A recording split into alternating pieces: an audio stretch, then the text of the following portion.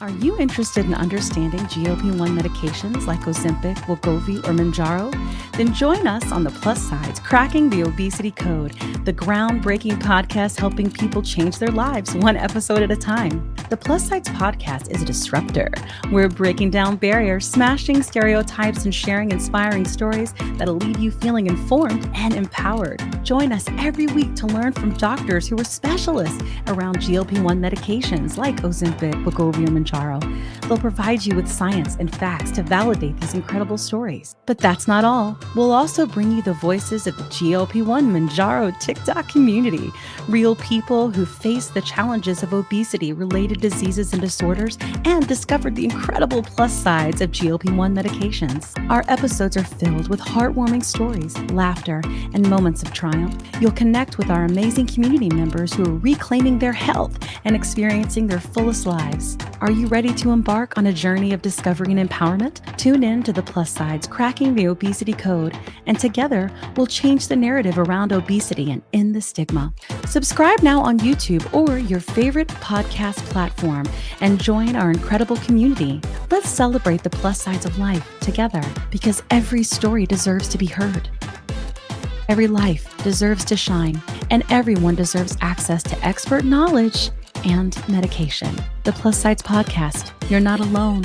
It's not your fault. Have any trouble navigating coping skills in your life where you use food, alcohol, or other drugs, shopping, gambling, sex, or if you are obese and you're wondering what medical solutions are available to you, or if you have children that are overweight and you're wondering what to do about it, I highly recommend that you listen to my new podcast, The Easy Way Out with Dr. Joy Bracey. I've lost 165 pounds over the last 16 months, and it's been an emotional journey more than anything. Easy Way Out started as a podcast about whether or not I should have weight loss surgery to handle my chronic obesity, but it ended up in places I did not expect. My personal favorite episode is Shut Up Fatty, and it's with my daughter and my son, who are now adults, and we covered what it was like for them to grow up in a fat family and how I handled the fact that they were overweight and what I could have done better as their mom. You'll be tearing up one second and cracking up the next. You can find The Easy Way Out with Dr. Joy Bracey anywhere you listen to podcasts.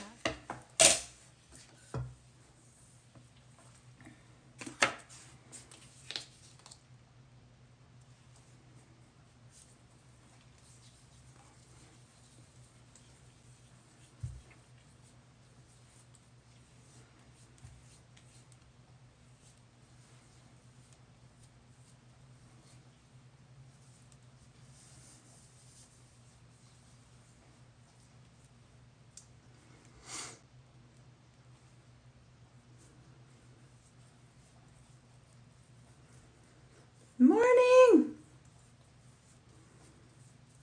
I'm a little behind because of the stupid rain.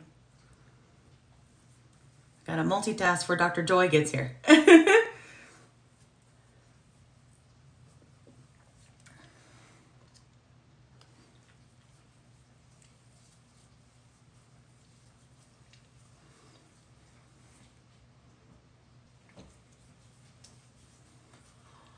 Hi, sweetness. I feel like I haven't seen you in forever. How are you? Oh, sweetness. We may be doing another event in June. I'll let you know in Atlanta. I'll let you know, okay? It's early talks. Good morning, Gina. How you doing? I have to multitask this morning. I think I'll wait and try this another day. Another day, another dollar. Ooh, that burned. Ooh, I cut myself. Dang nabbit. I'm wonderful. Yes, that's so good. I'm excited for this. I know, Brenda. It's going to be great. It's going to be great. I feel like honestly, I feel like Brenda, because friends, her following isn't what it should be, because I think she's amazing. So we're just going to help her out. CTA is listen to Dr. Joy, feel better, and follow her, okay? Call to action. That is the call to action today, okay? She's great. You guys are going to be like, I'm telling you. Right, Brenda? I'm so excited. Have you listened to her podcast yet, Brenda? It's so good. The one with her kids. It was both beautiful and gut-wrenching. So good. Good morning, Basque. How y'all doing, friend? I gotta multitask. I was trying to get my makeup on before she gets here. We'll see. Probably not, but you know. It's good to have a goal. Yes, it's the best. Oh my God, it's so good. I know. We're running an ad for her on the podcast to try to get people to go over there, because if you like this podcast, you'll definitely like her podcast. I just listened to the one where she interviews Dr. Rosen about like the different kinds of bariatric surgery and like how they came about, you know. Good morning, Dee. You're on the way to work listening on, oh, that's good. This will be a good one to listen to, because we'll be focusing on Dr. Joy this morning. And I'm excited about it. You know? Like, it's great to have lives where we support and ask questions, but sometimes we need a little deeper stuff, right? So hopefully this will help. Hi, Angie. I hope so. My face has been breaking out, I think, because I ate gluten. And I've been, like, trying to get it back to good, you know? It's been kind of a mess. Yes. I just finished the one with her, Dr. Rosen, which was good. So this will be a good one to watch. This will be a good one to watch. What time? On YouTube? It's here. We're doing it this morning. So you're in the perfect space. Perfect place, perfect time. Dr. Joy. Although I may have her on YouTube too. She's been on 2 episodes of the podcast. And she's amazing. Oh my God. So Dr. Joy, backstory, is an addiction counselor.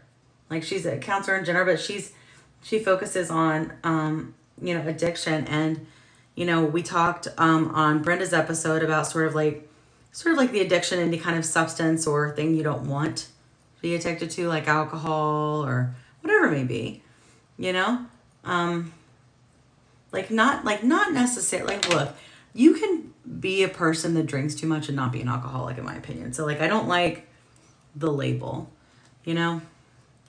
but I think that it's important. Like, there are many people that suffer with this disease of obesity and struggle. And so we want to talk about it. Yeah, you're in the right place. See? Yeah. Brenda and I are on the same page with that. It's like, it's not all or nothing. Like, there are plenty of people that I think drink too much that are not alcoholics. And I think that, it's important. That being said, I am so excited to see the studies that are going to come out, about this, about how this treats addiction. I really, really am. Because there are people that are addicted to food, you know what I mean? Like, I was, but I don't have that problem anymore. Although, oddly, if I eat gluten, it just makes me want more gluten, and that gets out of control for me. You know what I mean? I cleaned all my brushes to try to get over this breakout. I never have skin breakouts unless I put something on my face that's allergic. Hey, Tay, Dr. Joy's coming on this morning. Dr. Joy. She'll be here in 5 minutes or something. So I'm trying to put on makeup so I can give her my attention. But I have my real job, my day job today, and I have to do well there. So it's important to me. My boss is the best.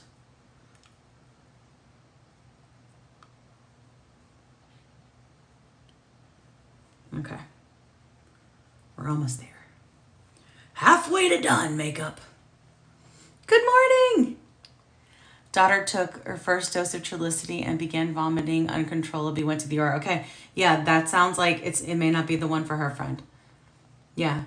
I will tell you, also, I don't know what dose, did they start her on the lowest dose possible? But there are some people that have those reactions. It's good you took her. It's good. I would tell you that it's rare, but some people do, and it's not the right one for her. You know what I mean? So her doctor can work with her and try to find her something different.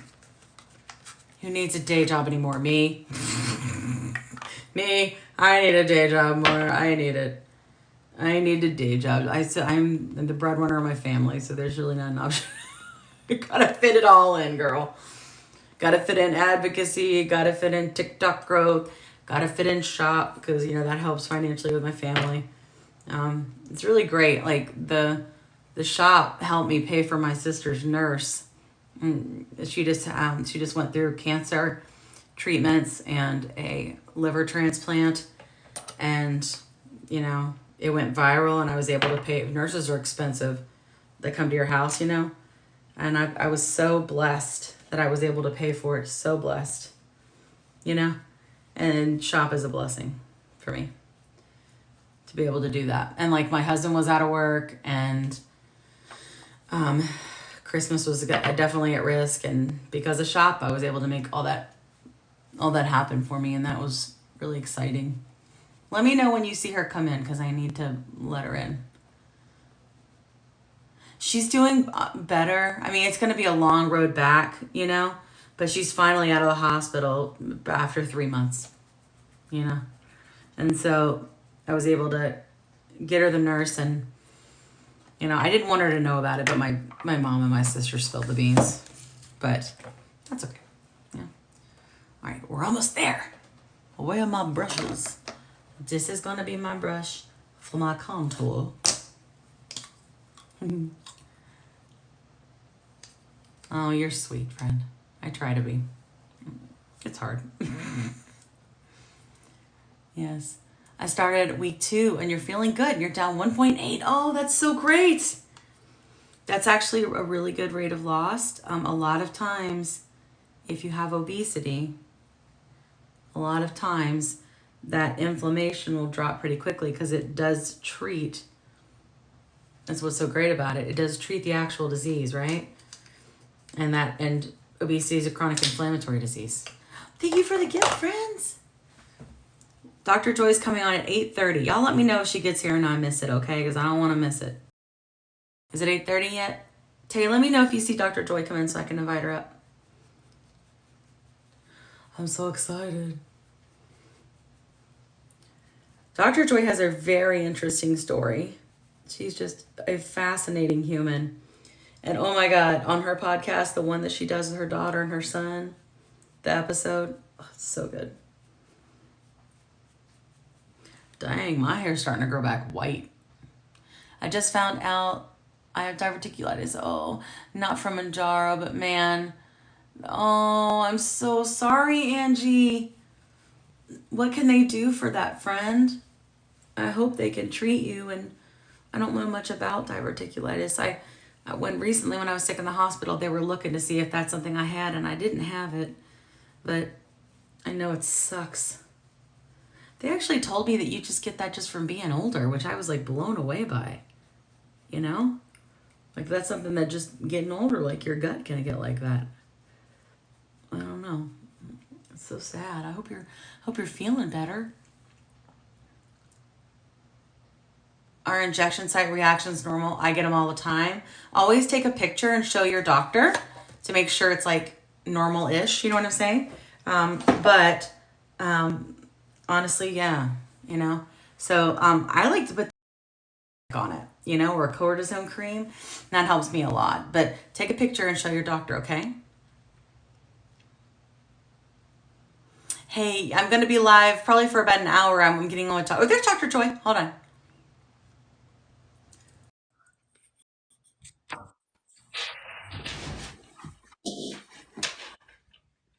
Sorry, I was putting on my makeup before you got here. I have to multitask today, and the rain is nasty. Do you have rain where you are? Yes, Yes. I do. It's quite nasty outside, even though it's Mardi Gras and we're supposed to be outside, Yeah. all the time. Do you need Can to you be all off see? camera, I or don't do you know know why. that you're off camera? Do you know that you... Okay, I just want to make sure you knew. I was figuring it Look, out. two redheads. Good morning. Good morning. Good morning. I'll How have are to you? multitask because I do have to work today. Oh, yeah, The day I job. Yeah. understand. Yep. Yes. But Well, hi, I'm so glad to have you. me too for having me, everybody. Hi. How y'all Hi. doing? So I wanted you to come on today because I know you've been to Dr. Joy's backstory. Dr. Joy's been on the podcast 2 different times. She'll definitely come on again, and we do have an ad running for her if you want to know more about her podcast that she has going on. It's great. It's called The Easy Way Out, like way, like WAIGH. and it's so clever. And it's wonderful because it sort of like tracks, like in my perspective, her going to try to decide if she wants to have bariatric surgery and if that's right for her. And then during this, she starts Mounjaro and loses 100 pounds. So she's still having to make that choice. And so she tracks all of that, right? And I would love for you to kind of tell us how this like came about. And especially a little bit, I think like in the first episode, we were talking about kind of like living in a bigger body for a long time and what that meant to you in terms of who you are, and like a part of you. I think that a lot of us in the community specifically, even myself, are like struggling with that. So like a lot. So I think it would be really cool to like hear how you've sort of worked through that, Yeah, and that's really why I did the podcast, because obviously there's a lot of different angles of advocacy that we need. Like you are so good at, fighting for larger bodies and for medication and all of that.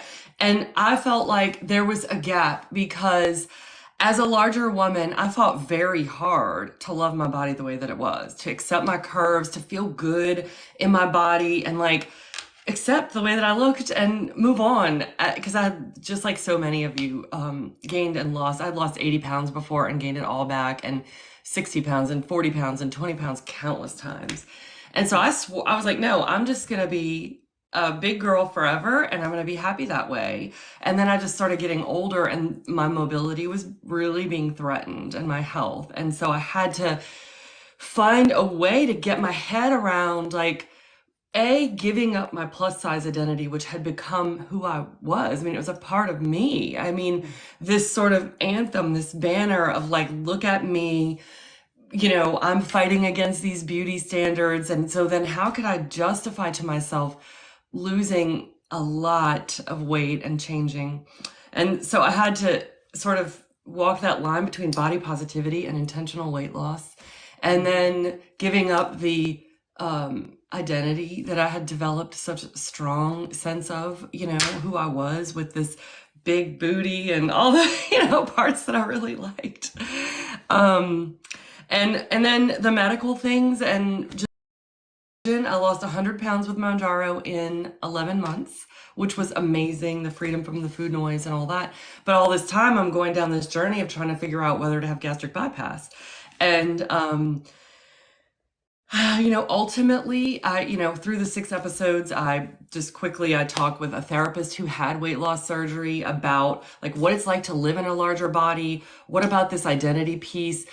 I really identified that I felt safer in a larger body in the world. And I was really afraid. And I think that's one of the reasons why I self-sabotaged, among the medical reasons also, that I wasn't able to be successful before, because I think on some level I was really afraid to be in a smaller body. Yeah.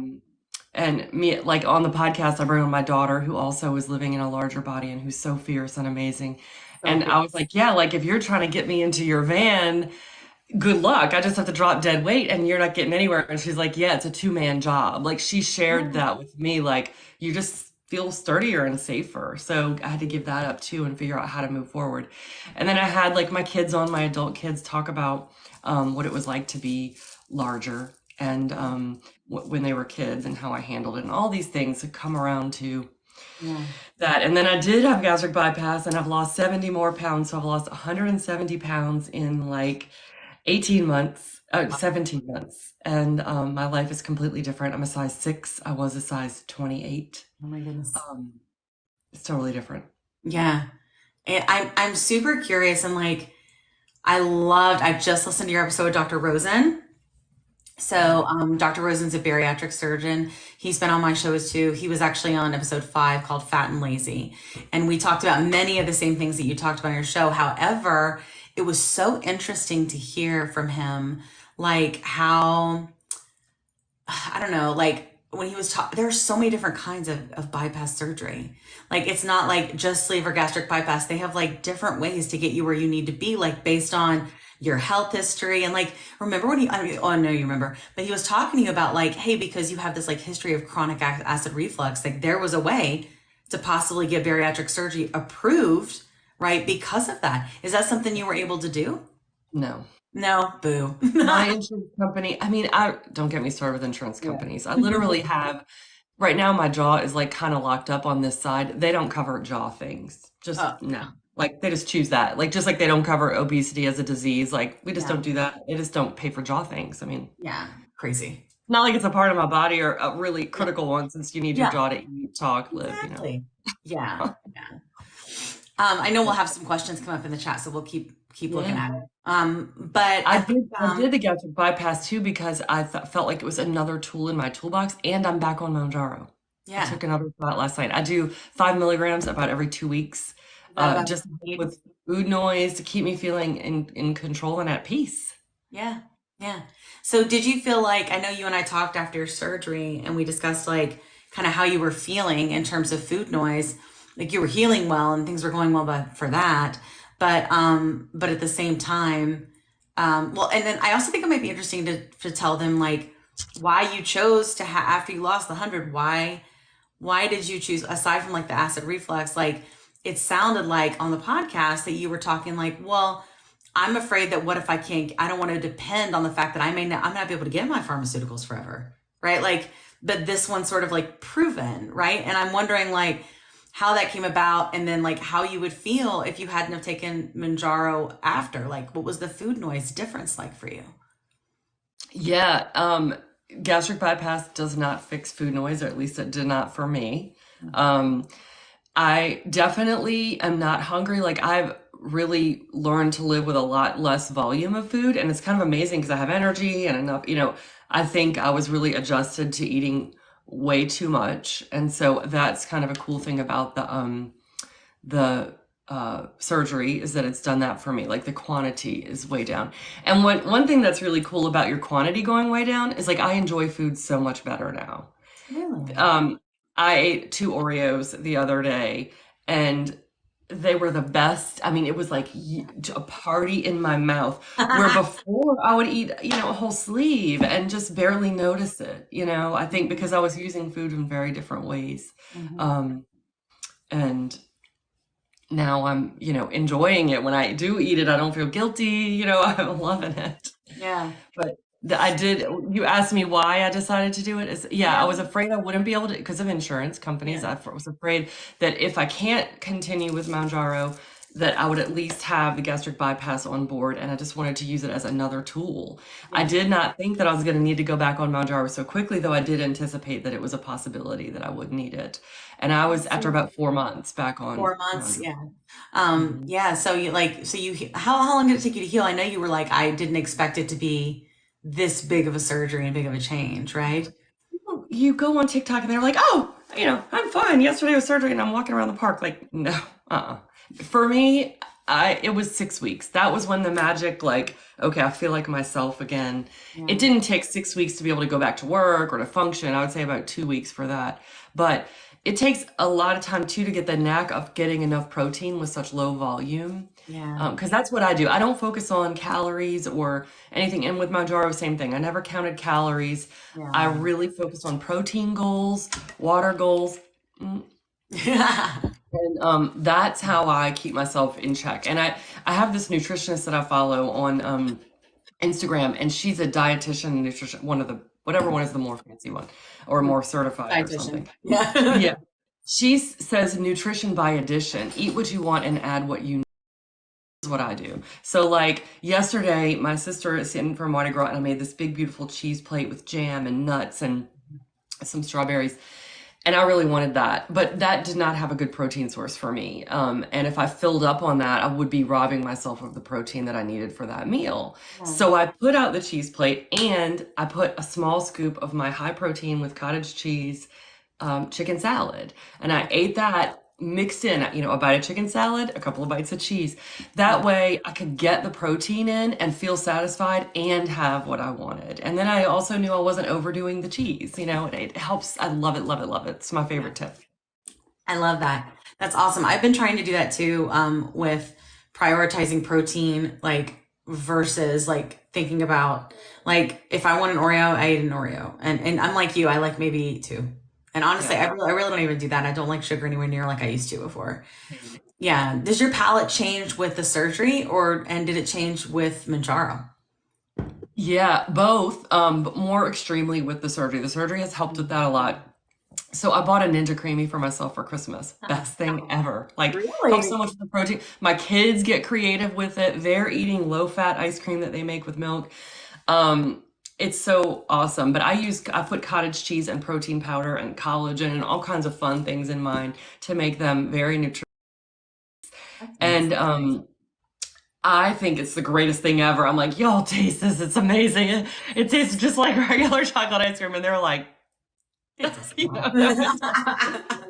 So, and I'm afraid I won't even eat regular ice cream because I Yeah. don't want to remember that mine isn't as good as that and feel robbed because I so love it. It's like my Would you favorite though daily thing. if you wanted to, like going back, like say your family's like, I really want to go out for ice cream. Like I'm actually pretty sure your son even mentioned ice cream specifically Yes. on the podcast. Yes, we So did. when you go out with him, We love ice cream in our household. Absolutely, I would go out for ice cream. I don't buy it and bring it home. yeah. And I don't have to buy it and bring it home for the boys anymore because they love making their Ninja Creamy Oh, recipes. that's nice. I got Tawny, I got gastric bypass after 11 months on Mounjaro. And in 6 months since gastric bypass, I've lost 70 pounds. Which is Lost awesome. 70 pounds before. 170. That's so Yeah. crazy. Yeah. I'm now thinking about my tummy tuck and all the fun Yeah. things. Do you think you'll do anything else? Like, I do think that the tummy seems to be the most hindrance for me because of like fitting it in the clothes and like it can hang and cause like rashes and stuff, you know? Yes, it Yeah. makes a noise. Like, Yeah. if it's not compressed, Yeah. it's kind of loud sometimes. Yeah. No, I'm going back the similar journey of whether or not to even lose weight because I really went on a thing like, do I really want to lose weight? Yes, Crush, I feel the same way about Halo ice cream. I just threw away all my freezer burned. Actually, I made a video feeding my Halo ice cream to my dogs. It doesn't do the trick. No. Um, Feeding it I to your love dogs. Vital Proteins chocolate collagen powder. That is amazing in the Ninja Creamy with cottage cheese Oh, and a really? little. Yeah, it's that powder to me is the best tasting So chocolate do you thing out freeze there. the cottage cheese? I blend it first, the cottage cheese with the powder and a chocolate protein shake, and I'll Okay. put some other things in it too, like fiber, Yeah. and and uh, then I blend it and then freeze it in the creamy. That's cool. So But as you've been going through this, and you and I have talked about it before, and the reason I'm bringing it up again is because I've had so many people bring it up to me since, is that like it is very intense for many of us. I think for one of two things. One, when we all of a sudden are in this body, you know, I had my coffee. I'm just not okay. But we're all of a sudden in this body that's smaller, and I'm right on the cusp of becoming not plus size anymore. And mm, I have been plus size for as long as I can remember. And much like your daughter, I got to a place of acceptance and almost love of it and pride in it. Now, I think what's interesting is like when we had Dr. Tumor on our show, and I think I've shared this with you before, she said, like, look, health doesn't have a size. Like, just because you're larger, it doesn't mean you're unhealthy. And she said, but it does have an expiration date. So I think a lot of times when I see people like in the body positivity movement, they're usually younger, you know? And I feel like much like you, when I hit like, for me, it was like 35, like once I have a kid and I was like trying to run around with him and chase him down and all that when they started, you know how it is when they start moving, it is everywhere, you know? And it was like really difficult for me and my knees and my joints and all of those different things. And I just thought, like, I have to do something, but I had given up at that point. I had given up. And then I did start a GLP-1, which I feel like helped a lot, but I'm really, really struggling with what technically I need, quote, need to lose more weight, but I am really struggling if I want to yeah. because me being like a 14, 16 right now, that's the size I was in high school. And if I think about going any lower, I'm like, that's the size I was in middle school. And any lower than that is the size I was in elementary school. So I'm really struggling and grappling with this. And I know many people in our community are as well. And I don't know if people know that you are a licensed counselor. Yes. And I think that not only so have you gone through this personally, but I think you've probably also talked with others that are in this situation. And maybe you might have some gems you could drop for us that would help us. Yeah, I love this question and this train of thinking. And this is what I do for myself because I have the same thing. I'm sorry. I'm smaller than I was in high school. Or at least my body is very different. It's not the same body, but it is a smaller gene size, right? And I was thin and athletic in high school. It changed when I hit 18. I, Thank you, Angie. That was when things changed for me, was when I hit adulthood. I always had that relationship with food, but since I didn't have control over what was in my household, I managed to stay at a healthy weight. I was also, athlete, cheerleader, all that good stuff. Yeah. But as soon as I had money and a car and my own place where I could eat whatever I wanted, that was when it started. Yeah.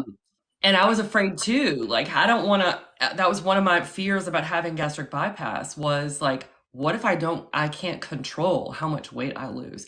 But this is what I focus on, and I want you to focus on, and for everyone to know, your body is under your control. Especially now that we have GLP-1 medication, Mounjaro, like we are in charge of what we eat, what we think is good for us, what we want to do for our bodies, and how much weight we lose. So what I tell myself is to go boldly. Do not be afraid of weight loss. Just do it.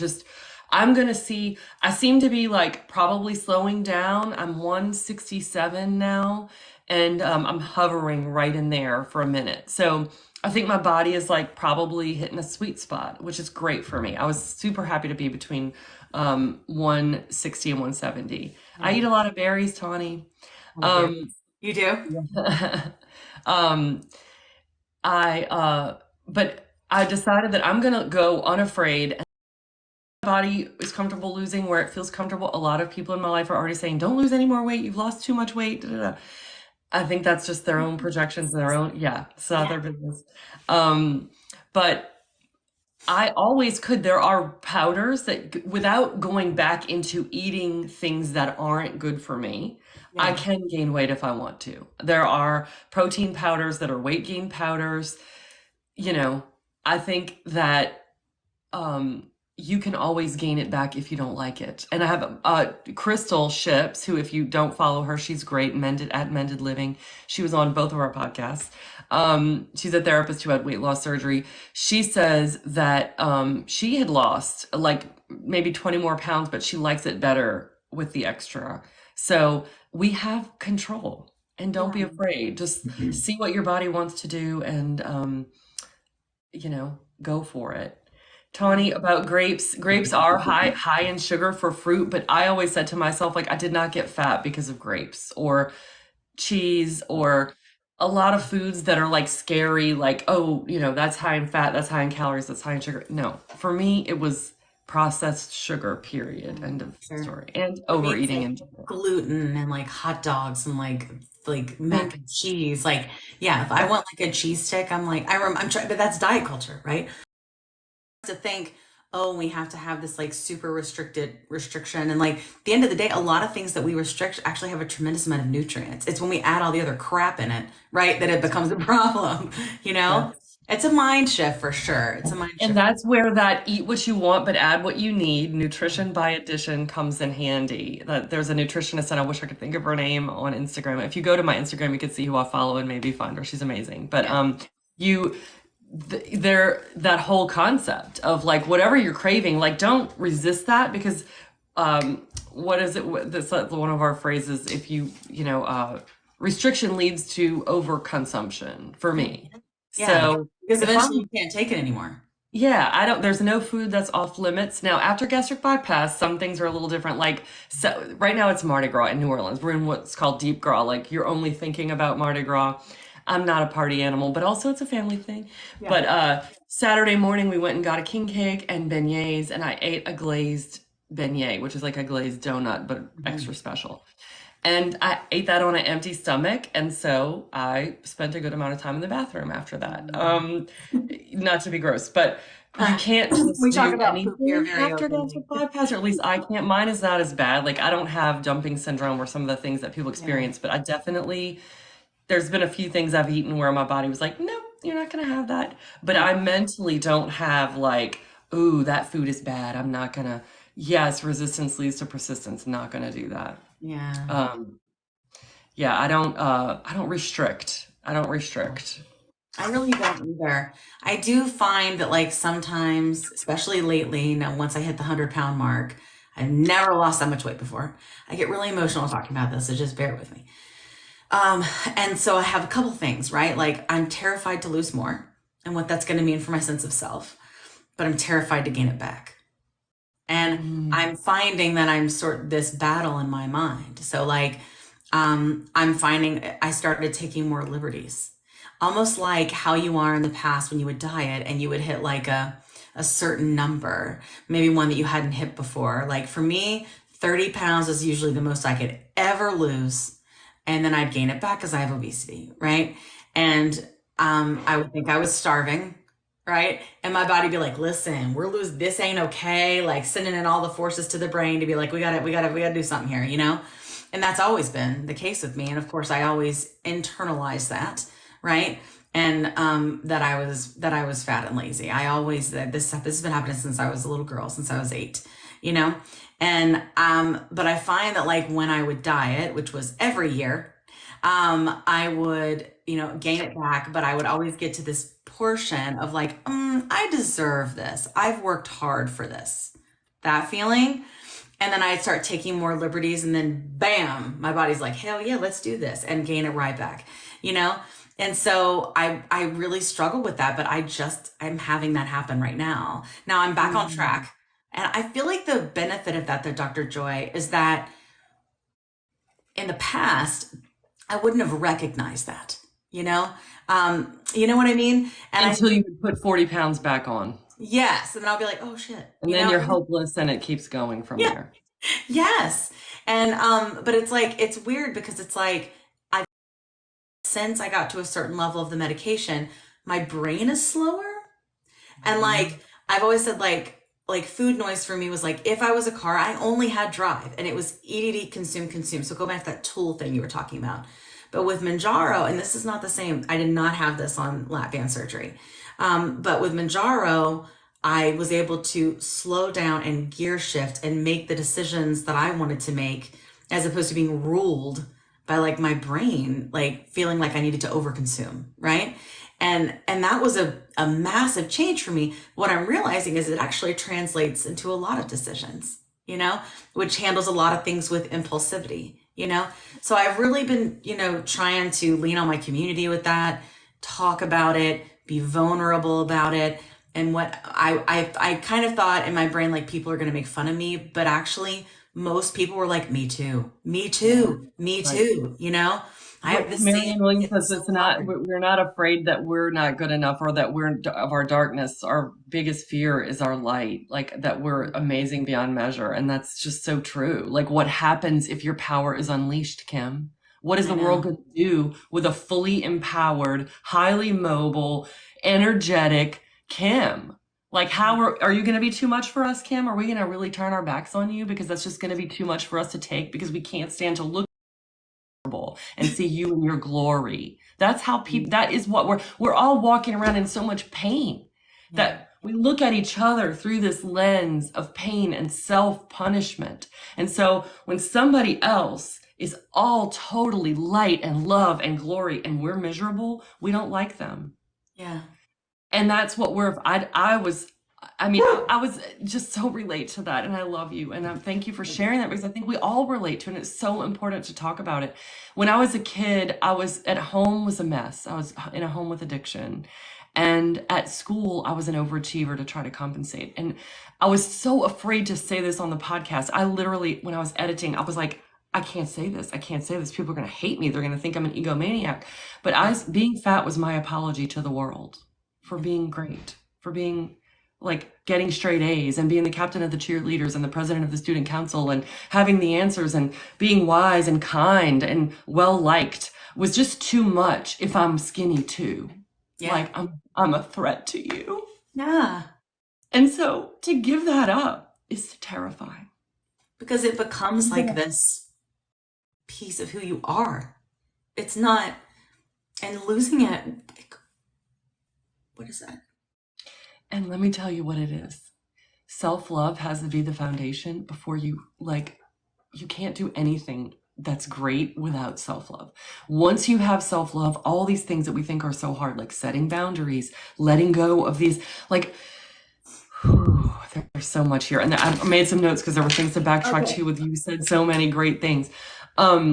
Like with self-love, it's so much easier because now I walk around with my size 6 pants and my beautiful face and my gorgeous, shiny, bright light and my super powerful, experience and vulnerability. And I am unafraid of that. And because I have so much compassion for other people that I know that if they can't take it, it's because of their own pain and it has nothing to do with me. Yeah. And that is where you want to get. That where you love yourself so much that if you walk into a room where there's less than love, where there's haters or people aren't feeling it or giving you what you need, it's okay because you give you what you need.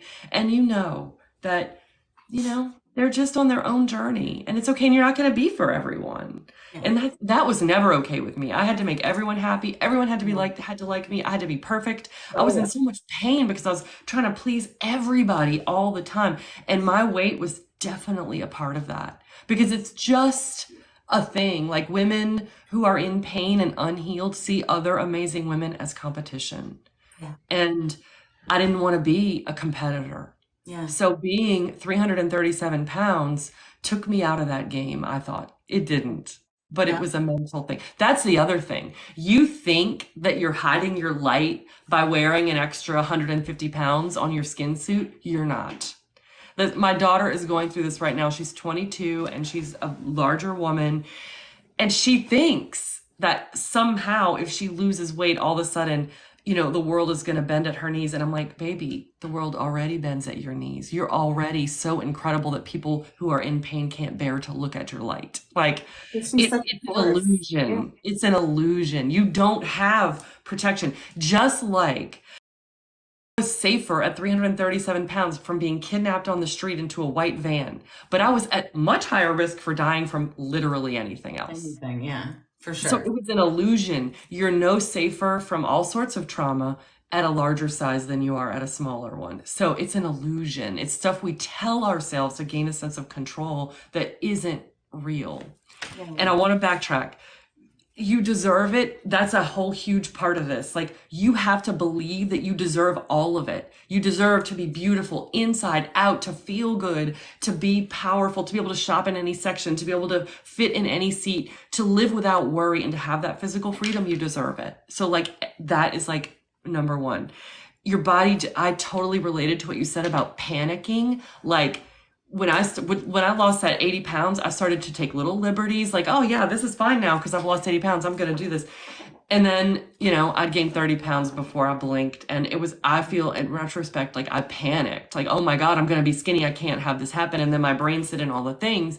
And that made me realize too, that I have obesity and I will have obesity for the rest of my life, no matter how skinny I am. Yeah. I will always have to manage and be alert. Like you said, talk about it, tune in to the food noise, be like, ooh, what's going on with me? Be curious. I can never rest. My body is never trying to make me obese again because it is comfortable there. Yeah. And so I can never rest with that. I have to trust myself to take care of myself no matter what comes my way.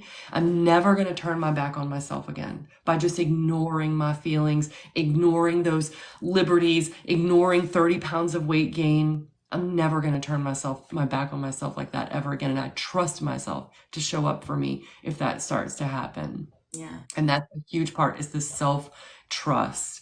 It is harder the older you get. Yeah. But not impossible. I've lost 170 pounds in 16 months, 8 to 17 months. And then the last thing was that you reminded me of was to fall in love with the process. Like so much of my motivation in the past was like the number on the scale or the size of my jeans. And sometimes, I mean, it took 17 months seems quick, but also it seems like forever when you're in it. And it sometimes with little stalls, I felt like I'm never going to lose this weight. I'm never, never. And like right now, if you'd have told me a year and a half ago that I was going to be a size 6, I would have laughed at you. Like that is not even how I could never be a size 6. Like I could never, but I am, and it has happened, and the time is going to pass whether you do it or not. But to fall in love with the day to day of taking care of yourself also prevents and protects you from this you are fully invested in waking up in the morning. I make what I call my geriatric water. It's got fiber, protein, collagen, and electrolytes. I drink through this, and then I make another one that has glucosamine in it. Like, because every day I take care of myself in this way, and I love it. I like that mindset.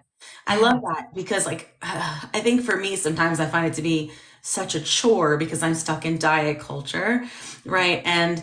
But I love the idea of, and mindset's so important, right? Like of thinking, this is just me taking care of myself and I deserve it. Yeah. But more than, and I say everybody's job is to take care of themselves, and everybody on earth already has a full-time job. So nobody is here to take care of you at all, just you. Every single person is employed. Your full-time job is to take care of you. Anything that you do for other people, including your children, your partner, your parents, is great and Lanya. Like your obligation is to yourself. And I say that and it sounds selfish, and we all, as women especially, and moms, are so trained to think of this as like, oh God, no, I'm here for other people, serve, serve, serve. But the thing is, I feel now that I've made this shift to where I'm my priority, I'm so much better at service. Because before, my service was really about me. My service was about, can I get your approval? Can you love me? If I do this for you, will you love me, right? Will you not abandon me, please, pretty please? What can I get my needs met if I go ahead and sacrifice everything of mine for you? And it's such a bad investment because no one can do that because they need to take care of themselves. And anyone that's putting you over themselves probably needs a little bit more self-love. Yeah. So it's so hard. But once you do it, you can really be better at service of others. Like I am so much better at being a mom now that I have self-love than before. Yeah. It's funny, like, in terms of that. So like I talk about it on the podcast a lot and even on TikTok. So my husband and my son are both on the spectrum, and there are just certain things they need more attention and love for. And my language of love, if you will, is acts of service and gifts. And it's just how I love people, but they can't necessarily love me in that same way. Really, either one of them. My son really tries. But my husband was not given any kind of coping skills growing up. So there's a certain amount of caretaking that is done in my house and many, many things that I have to jump.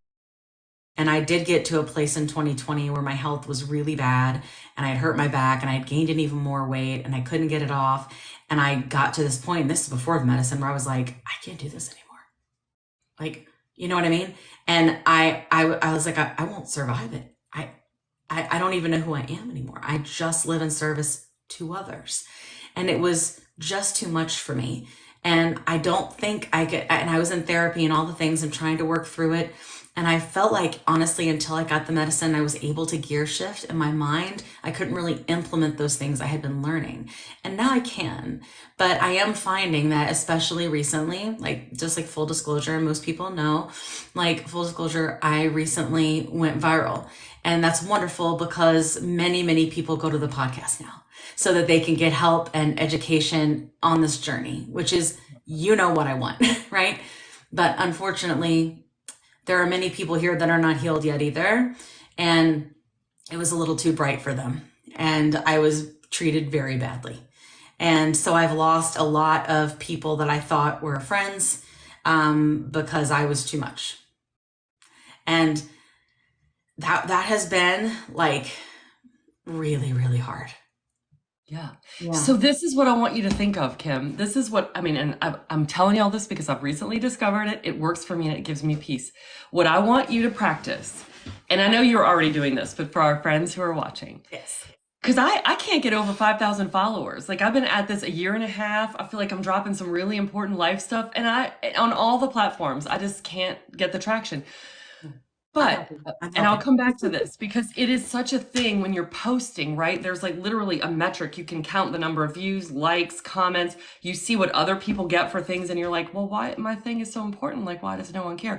And then you go viral and you lose friends because of jealousy, because of, but I want you to remember that anyone who walks away from you because of your success is in so much pain.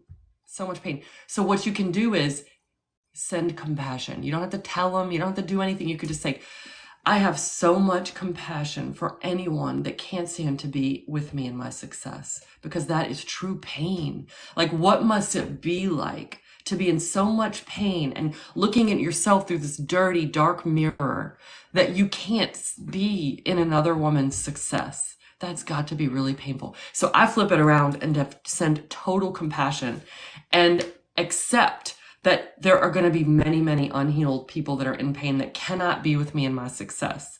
And then back to the follower count, because a lot of our people who are with us in this live make posts and they're disappointed about the number of views, or they feel like the app is blocking them. And I feel this, and I've battled this.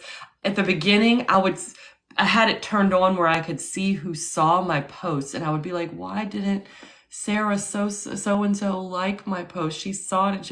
And I would get my heart broken. Yeah. But I want to tell y'all, someone from Columbia University Teachers College, found me because of my content. And now I'm an adjunct professor teaching self-awareness to master's degree students for an Ivy League college. Okay. Mm-hmm. This was when I had 4,000 followers.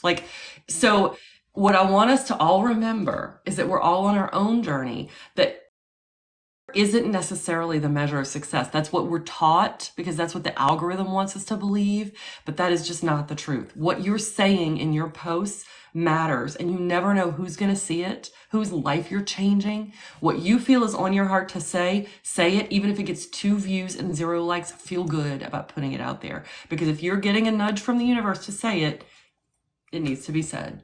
So I want to put a pin in that. Yeah, thank you. I do feel that very often, that when people say things like, think about what you post before you post it, I'm like, I do. I will tell you, and this is going to sound, this goes back to what you were saying, I don't want to sound like I'm all this, right? I have felt guided. And so when people give me compliments for the things that I've done, it's very hard to take it, because I don't feel like it's me. I just feel like I do feel like God's working through me. I really do. So it's very difficult and uncomfortable when people say to me, anything that's thank you for what you've done. You've changed my life. And I'm just well, no, I just brought people together, and I just organized, and I just know what to talk about, because I could see it from the very beginning. Literally, I could see it like a symphony, how it was going to play out and how it was going to sound and what it was going to feel like. I could just see it, and I just knew it was going to work, and it has, right? And I don't know how to explain that without sounding shitty, That's our egos. Our egos want to keep us small and to keep us thinking that feeling great about ourselves or thinking that we did something great is ego, because it doesn't, our brains just play those tricks on us. This is the thing. God is working through you. Whatever you see God as, the universe, I call it the collective. But this is the thing you need to recognize, that you heeded the calling, okay? You heard that voice. You saw that symphony. You trusted. Same as me, girl, I didn't even have TikTok. And I just kept feeling really? You want me to make videos? All right. And they were terrible, y'all. If you scroll back to and I'm sure in a year I'll say that about today's videos. But you are making a difference, Crush, definitely. But you can be proud of your accomplishments, because God is working through all of us. We're all at that level playing field. Every single person is at in some level in relationship with the universe, God, whatever you believe this system to be, all of us then. It's not like picking and choosing, like, well, Sarah so-and-so gets all this credit for her dissertation and her raising kids and whatever, owning a mansion, but Kim, you don't get credit because God is working through you. Like, you realize how ridiculous that is. Like, I do. no. Yes. I didn't Because know it that way. you listened, you heard that calling, whatever it was for you. For me, it felt like an inner knowing, like, okay, I'm gonna make some TikToks. And then I got like 4 views and I'm like, really? Like, really? Like, why am I, what's the point? But you listened and you trusted, and that makes you very special. And definitely, yes, I feel that, moon goddess. My guides are at work all the time. They're with me all the time. In fact, whenever I speak on a live, make a video, go on a podcast, I light my candles for my guides because I know they're helping me give the people that are listening whatever they need, because this is really about the people that are listening. Because this isn't about you, Kim, and it's not about me.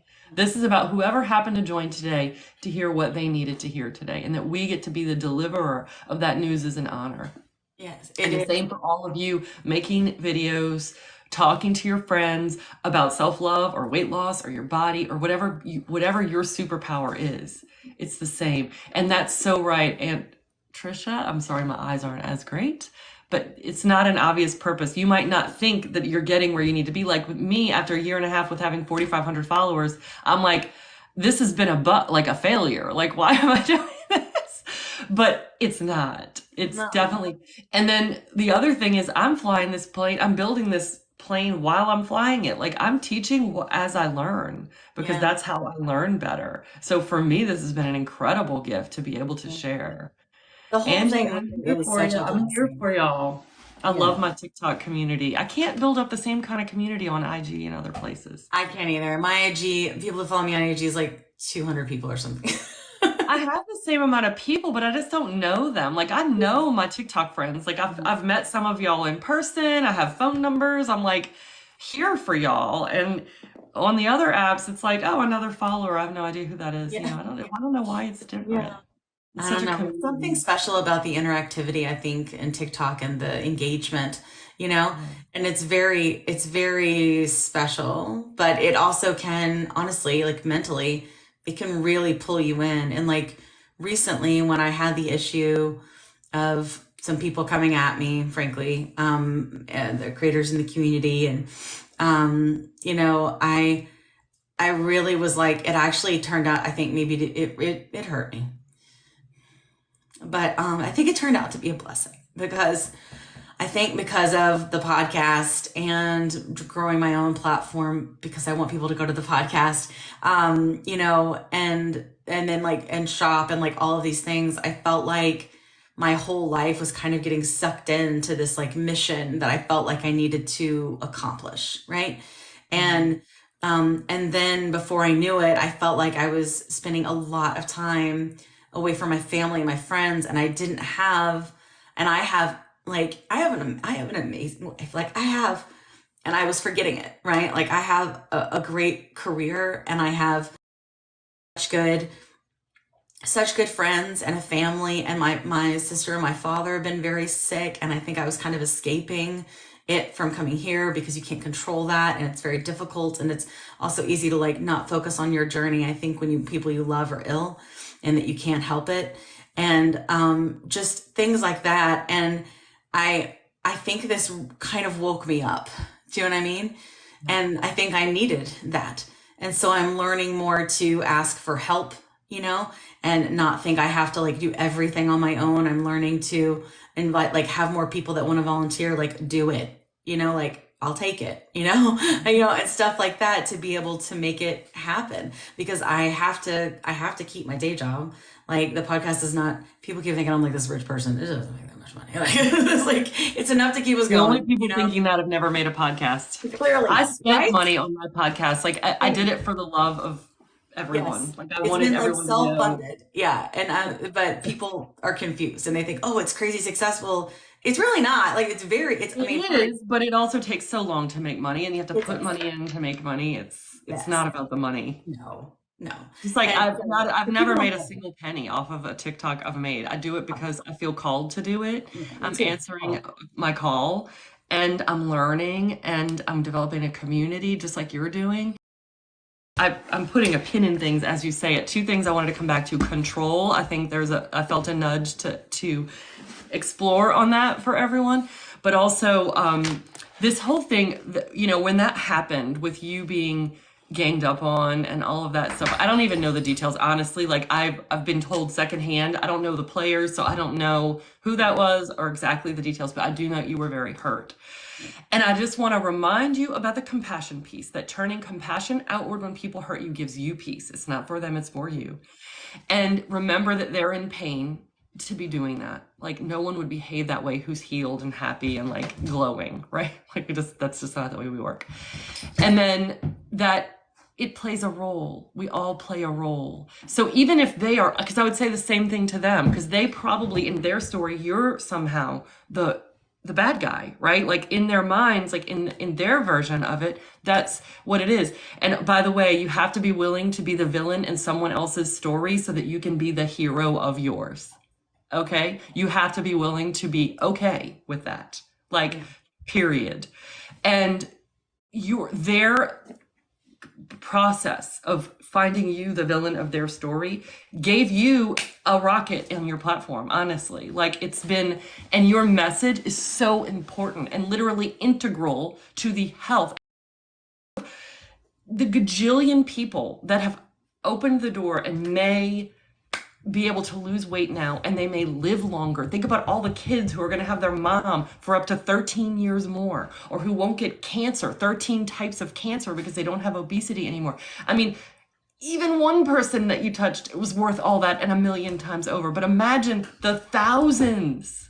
So like the ganging up on you thing, the thing that you've been going through, and this is true for all of us and every single painful thing we are going through. This is not just, again, not about you, me, but all of that serves such a purpose for the whole world, because literally the whole world has access to your content.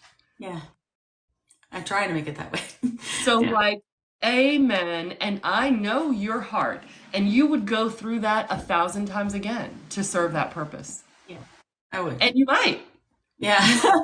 Because the bigger the podcast gets, the more you're going to have, like somebody earlier said, have y'all seen the Tucker Carlson video of him, talking about GLP-1? And I was like, oh God, that would trigger me so bad. You may end up on Tucker Carlson. He might show a video of you and make fun of you. And how painful would that be?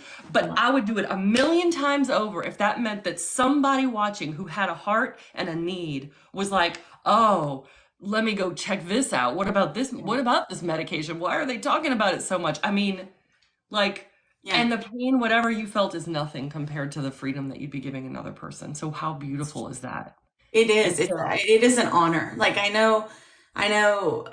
want people to know that I think that, like, that I do feel. I mean, as much as this is, like, and I have to make sure I'm clear about this, like, this is my podcast and my show. Like, I have assumed all the risk, and there are times where I am open to feedback and suggestions, but many times people take liberties, and I have to make sure it's like very clear boundary wise. Like, there are times I'm going to ask you, there will be surveys, I will ask you, but you're not allowed to like comment about the quality of my guests.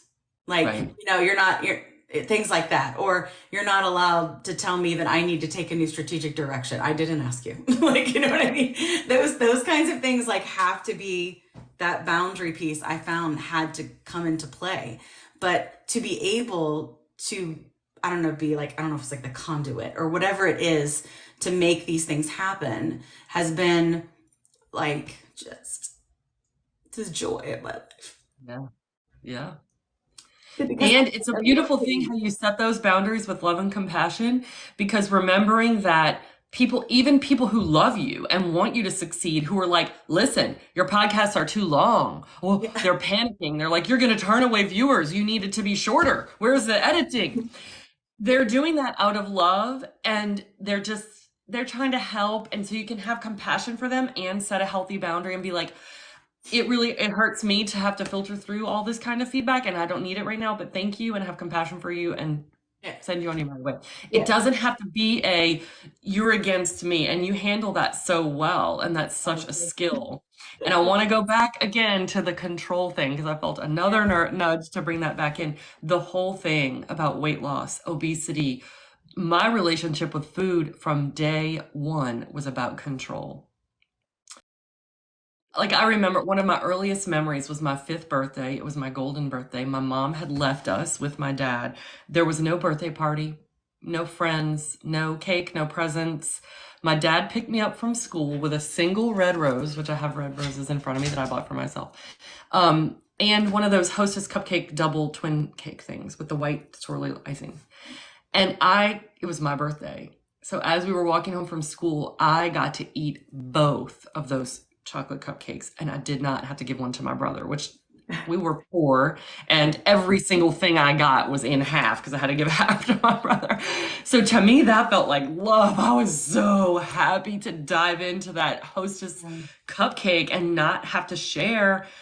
I mean, and it sounds like such a sad memory, but when I was 5, I was thrilled because already by 5 years old, food was my relief from the world. It was my way of regulating my nervous system because my feelings were not allowed in my household. My mom was addicted to pills, and I didn't know that at the time, but she wasn't able. She was also a very young mom, and she loved me a lot, and she did the very best that she could, but she couldn't handle a 5-year-old's ups and downs and tantrums and all of the things. So I to be good and quiet and small and pleasing and make everyone happy, and I could never, if I told her that she hurt my feelings, that was literally the end of the world. I would be hurt in some way. I was totally not allowed to have feelings.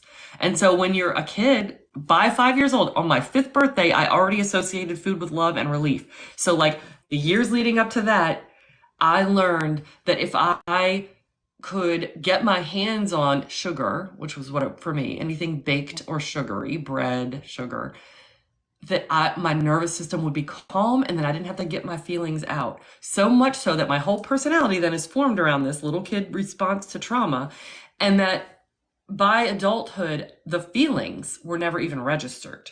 The stress, the overwhelm, the frustration wouldn't even register. I would just go straight to a craving and like to the kitchen, I don't know why, but all of a sudden I feel the overwhelming need. Somebody talked about the Ben and Jerry's, like overwhelming need to eat a whole pint of ice cream, like right now. And it feels like life and death because the only way I knew how to resolve any kind of feeling that wasn't pleasant was with sugar.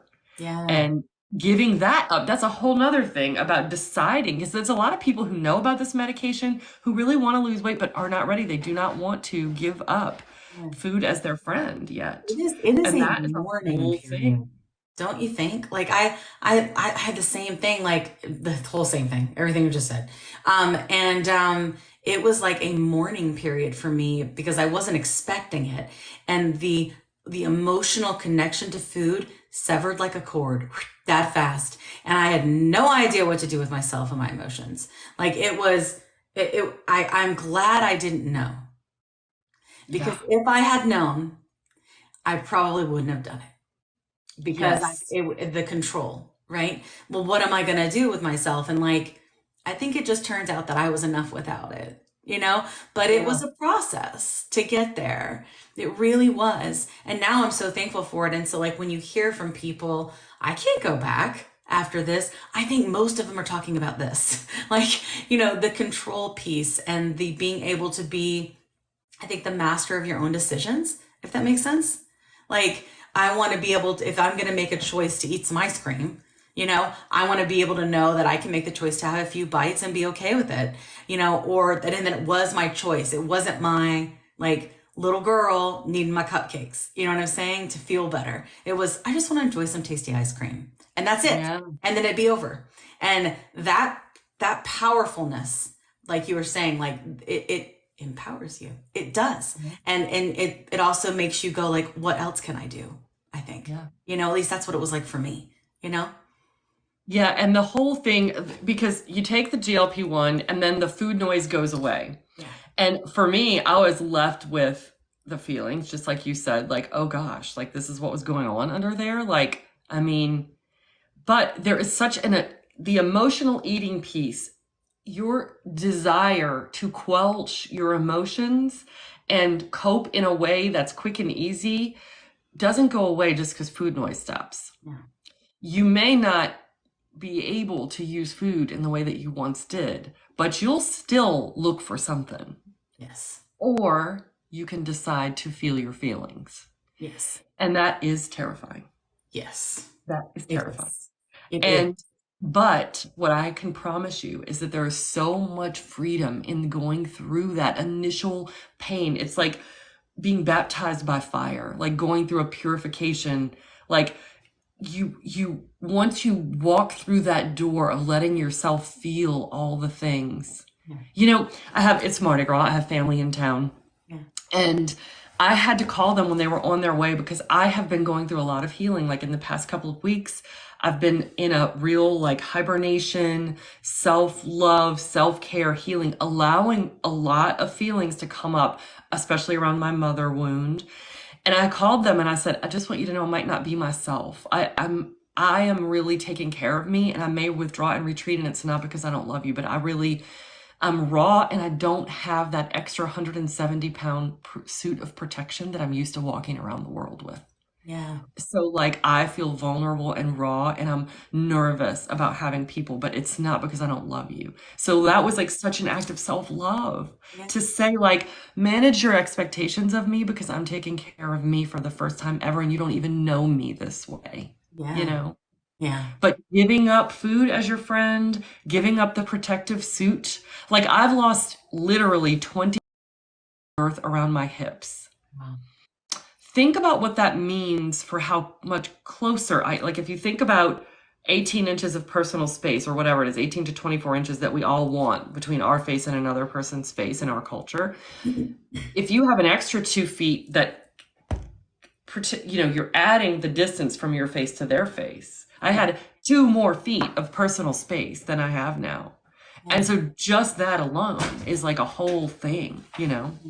Yeah. I also, Wellbutrin, naltrexone, tried that too. Didn't help me at all. Just Corey, I'm paying attention to what people are saying too. There's so many things. Yes. I think you mentioned something around like trauma and assault. And like we won't go into too much detail because we're on TikTok. But the safety thing, I have that too. For me in college, SA'd, actually twice. So of course, because it happened twice, it was my fault. Right. Mm-hmm. And like, this is a pattern, clearly. Right. And all those things that you think, you know, and that was for sure. Because Yes. Yes. So I was very much like, once I started gaining weight, felt safer. Yep. Yes. And now I don't feel as safe. And I think the part of not being plus size and going down another size and being smaller, like in high school and like middle school and all of that, like I am very scared. It is. Plus, I want to. plus I'm all over the internet now, you know. Yeah. That's just like a whole nother level of fear. That's another. It is. I do think about that. Like people. Yeah. People are out there doing weird things. Yeah. I want to answer that, Kim, and also I want to come back, put a pin in Mounjaro Health and Journey. I don't know her name, but she said, "How do you learn to love and trust again?" I do want to come back and respond to that. All right, we will. But all of that is such a false sense of protection because we know that assault has nothing to do with attraction and everything to do with power, and it doesn't matter what your size is. We know that. I mean, so we know cognitively that we are literally not any more at risk. Or not. Getting older doesn't protect us. Being bigger doesn't protect. None of that works.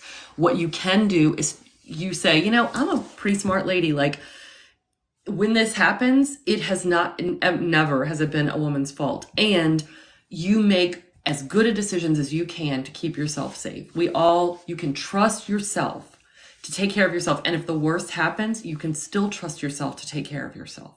Like, so we can put those fears in the background more and quiet them and say, if that ever happens, I trust me to get myself out of the pain, to heal from the pain, to take care of myself, to transform that pain into healing. I trust me. I choose me, and I'm not going to let fear of something external keep me from living my best life. Yeah. So there's that. And then about the trust, after you've been, never a woman's fault, or a man, no one, no man, woman, child, non-binary person, nobody ever is at fault for their own, victimization from another person. Back I definitely to, think that about others, but it's very hard to admit it by yourself. yes, and it is. I'm not saying it's an easy thing to accept, but it is ultimately the truth. It takes a little bit of time. Yeah, and when you're a kid, like Tay, when you're a kid, it's so hard because kids developmentally think everything is about them. Everything that happens is because of them, good or bad. Like, kids don't understand that the world doesn't revolve around them. So, like, when my mom left me with my dad, of course that was my fault. When my mom came back and took us away from my dad, and then my dad was gone, of course that was my fault. Their divorce was my fault. Everything. So, if that sort of pattern of abuse is happening, it is always the kid thinks they got chosen for it because they are particularly bad. Yeah. Or some version of that. But to trust again after being betrayed by mother and brother. I don't know what happened to you. I'm sorry for what happened that made you ask that question. I relate to it. And I just want to say self-love is the answer. Self-trust is the answer. You have to trust yourself first. You have to say, okay, I'm going to go all in on me. I'm going to learn to trust myself to take care of me, trust myself to never turn my back on me, and build those muscles. And then when you approach other people and you are doing the tool that I talked about earlier of having compassion for others who hurt you or may do things in your path that make your life harder, once you have those tools in place, trusting other people will be so much easier. You can set boundaries and trust other people. You can trust other people, be vulnerable, and be happy and confident. But it all starts with self-trust. Trust yourself first. It is because I used to be one of those people that trusted everyone and except me. So life was a crapshoot. It was scary. I was running around with my heart wide open, believing everything everybody said, pleasing everyone. And the last person that I looked to for validation or to take care of me was myself. Yeah. So I was trusting all these other people, strangers, people who clearly did not have good intentions for me. I was trusting them over me, which is just, wow, like why? Yeah. And that's because of, trauma and the way that we're raised and just having to unlearn so much of what. Unlearning. That's a big thing. Yeah. And I think, I do think that sometimes living in a bigger body, we can be, like kind of one of two things. One, we like to hide, right? Or two, we're like perpetual people pleasers. And I would say it's kind of a little bit of both. I would say I think what's different for me is that I was very blessed in that I have really, really good friends. Like I have friends I've had since I was 12 that would walk through fire for me and throw elbows for me. And so it's amazing that I have that. And that is a gift. And I think I realize that more than ever. And I don't mean just like my TikTok people. I mean, like these are people I've known since I was a young girl, before I was this version of me at all. And they've been able to see all of that. And then also people before I had my son, and they've been able to see me grow into this mother. And I think that it's been that, and plus, like, even though my mom and I had weight stuff, like we had our weight issues and we had our body issues, that anytime I would say anything bad about myself, she'd be like, it was very much like, not today, Satan, and she was like, you are gorgeous. You're 6 feet tall. You're smart. You're funny. Like she would not allow it. So I do think that because she was my mother, and because our trauma is we were more friends than we were mother and daughter, because we went through a very hard trauma together, and I became more of like a support system for her. And I still own that, and I'm okay with it. Like, I don't know what the other one feels like, but I do try to do kind of the opposite with my kid, But at the same time, like there was a certain level and her kind of being a hype girl in those areas. And it allowed me to give her a lot of grace looking back on, like, I would say, like, trauma that I would say with the diet culture and always on a diet and always talking about my weight and stuff that she kind of caused. Because I really do think that she didn't know what to do. And she hadn't lived in a bigger body. You know, she was always average size, if not thin. And I think I have a lot of grace for her, but there are people that often tell me you shouldn't. Like, she meant to make you feel bad and stuff like that. And I'm like, I don't think so. Like, because she used to say to me when I would be upset about my weight or anything, she'd be like, no, no. She's like, you can't have it all, okay? Great. You have everything else. You can't have it all. You'll be fine. Because just stuff like that. And I think that helped me with a sense of self, honestly, you know? Yeah. So when I went through like what I went through here on the app, with some people in the community ganging up on me, like you said, I think I was able to rise above regardless of how much it hurt because of those things, you know, because I could tap into those moments, which are really important when you're growing up, you know, and that's for sure, I think, helping me in my journey. I do, but it is a lot. And I do feel very unsafe right now. I think that's, you know, with all of that going on, I don't feel like no. So that brings up a lot of other stuff that I don't think when people do these things, they think about what that's going to do to someone, you know, but it kind of led to a lot of like putting up all my walls, you know, and some people are upset that the wall is up for them. And I it's what I have to do. You have to protect yourself. Yeah. I wanted to answer. Julie said, what do you do about still feeling bigger? And I totally relate to this. I look at my jeans and I'm like, there's no way that my butt fits into these jeans. Like, I literally am confused when I get them zipped. I'm like, this is a shock, you know? And this one thing that's helping me a lot with that, I don't know if y'all meditate, but there's like a aspect of meditation called embodiment. So like now when I first open my eyes before I grab my phone, I meditate. And I am not a good like, I do that sometimes. But meditation for me is a much more physical process. Like there's a pose in yoga where you put your feet over you lay on your back and you grab the soles of your feet and you stretch like this. And I grab down my body. I touch my toes, rub my heels, like, oh, here I have calves, knees, thighs, hips. Those are my hip bones, my arms, my chest, the whole, like, okay, like be in your body, like take your meditation into your body. When I breathe in light and I picture it swirling to every edge of my body. And this is how I'm learning to accept my body as it is, to be in my body in this moment, to let go of the memory of what my body is and recognize that it changes every minute. And if you make this physical, the friend that taught me this, when she tripped and stubbed her toe and she's like, oh, I have a big toe. Like, we forget about our bodies. We're like using them. We're moving forward. They're in our peripheral vision, but we're not conscious. Like, oh, my hands, look at my hands. These are amazing, miraculous tools that I can do so many things with. But getting back into your body, will help you see your body for what it is. And it also just will take time. Your brain needs time because it's so used to. About 9 years ago, I tripped and fell walking on the sidewalk, and I broke my nose in a few places. I like got a scar here. I was like Frankenstein for a while. But my nose was such a cute little perfect nose before. And I didn't even appreciate it or know that I had a perfect nose until it got broken in 2 places. And now I've got this like, it's a little bit larger and now it's like curved and y'all wouldn't even notice it.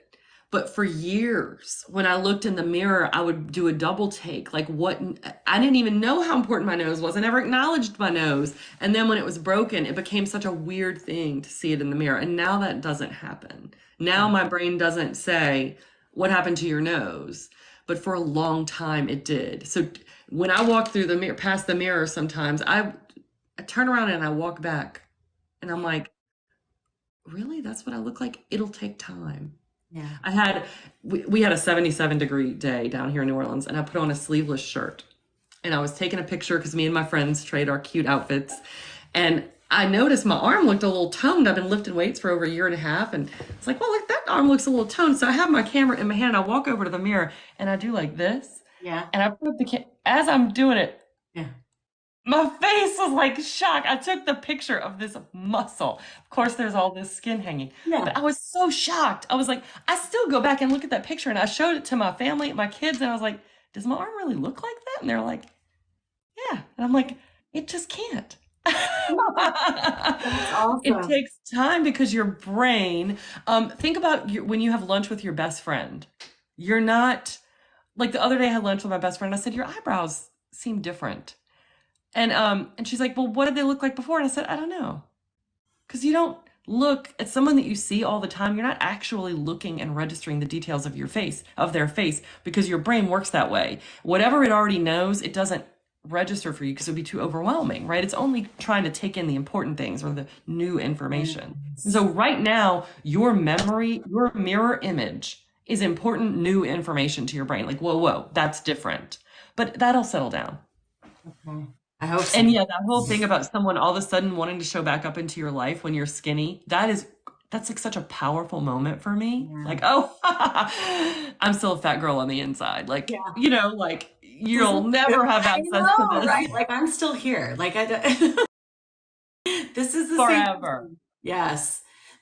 What about the attention from like, I don't know, I would say like for me it's men, but the attention I get from men and like, you know, just it's so different now. Like, and I'm still in a larger body, you know, but like I find that it's like, let me give you this discount you didn't ask for. Like, you know what I mean? Just stuff like that and staring, and it's very uncomfortable. You would think that I would be like, I'm not, you know, are you like that? You know, I am not you're younger than I am. Because what Not that I'm much. finding is Not that losing much. I'm 170 44. pounds, there's like ripples on my I- face and the skin.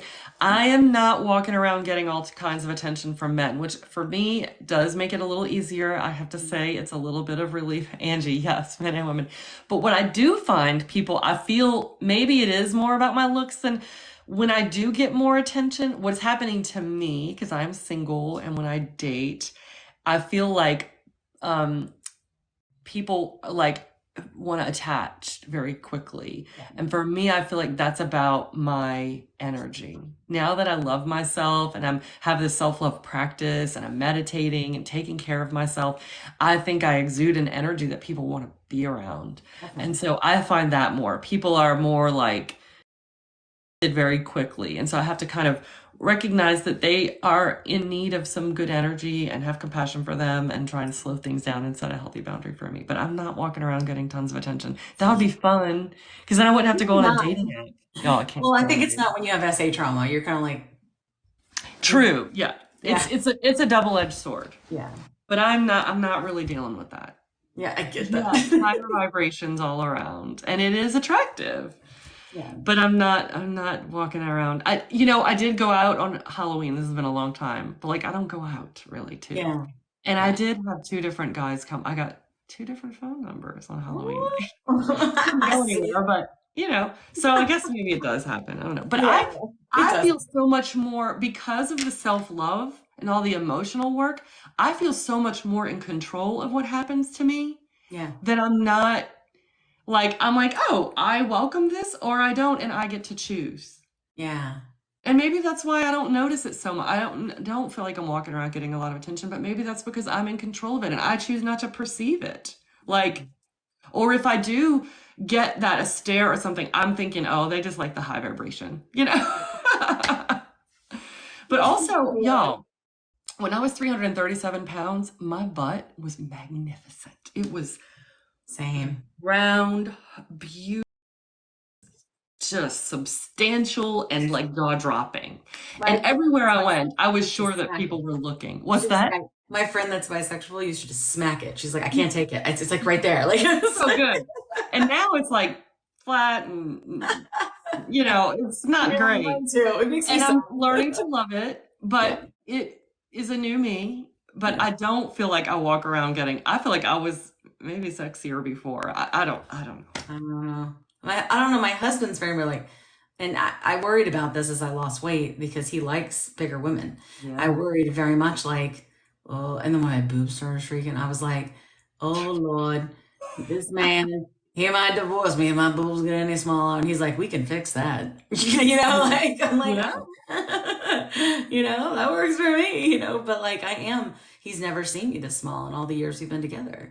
But oddly, he's even more into me than I expected, you know? Mhm. But I do wonder, and I do fight this whole Wonderland idea, right? Because you hear it so much here on TikTok. Like, I do fight that, like, I'm not ever going to get to there, But you and I, similar sizes, maybe about 10 pounds away at our starting weight. And like, look where you are. And I'm like, maybe it is possible. But I think in a way, I'm sort of telling myself that it's not to Yeah. prepare when it's not, you know? Well, but it is Yeah. because you have control over that. If Yeah. you don't do it, it'll be because you don't want to. Yeah. And that is your choice. Yeah. You have a choice. Our bodies are within our control way more than we realize. And I think I can safely say that to a community of people who've struggled with obesity, because I think obesity, being obese, actually is proof. Yeah. Like it lends itself more to feeling like it's out of our control because it's a disease, because it takes our brains and works against us and all of that. We feel so out of control, but that's the disease. Yes. It When is. you You're right. address the disease of obesity, your body is within your control. So Mhm. Kim, like so I'm looking into the tummy tucks and all the things, Yeah. thinking about which you asked me earlier, which surgeries I want or don't want, and I'm still deciding. I'm kind of on a similar journey of like, do I love my body as it is? I definitely want the tummy tuck because it's really in the way. But I Yes. read that a tummy tuck can make you go down 2 to 3 dress sizes. Oh my. I'm a size 6. I was like, wait, Yeah. what would that even be? Like a 2, a 0? What? Like that's not even possible. Crazy. I mean, when I had gotten down to about 180, 190, I was like, oh, I can start buying clothes now. I went nuts. My closet is full of size 10, size 12s.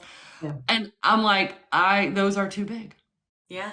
and I never thought that was possible. So anything is possible. Yeah. It's all within your control and you get to choose. And it Yeah. can be at the pace that you want. Even with gastric bypass, I am not losing weight at some rapid pace that's beyond my control. I'm not going to get sickly skinny and then wither into nothing, all without a choice. You're Yeah. being called. You're being paged. Well, he went away. I was like, I think you just need to go to the bathroom. I was like, go use the other one. My little turkey neck thing is such an area of I'm working on it. I'm sending it love. I'm sending it love. Need the cream I got. I have it. Dude, how many months have you been using? Like a month and a half. Okay, 3. Oh, okay. But mine is it's literally like all this looks good, but I have this like lump of skin that dangles.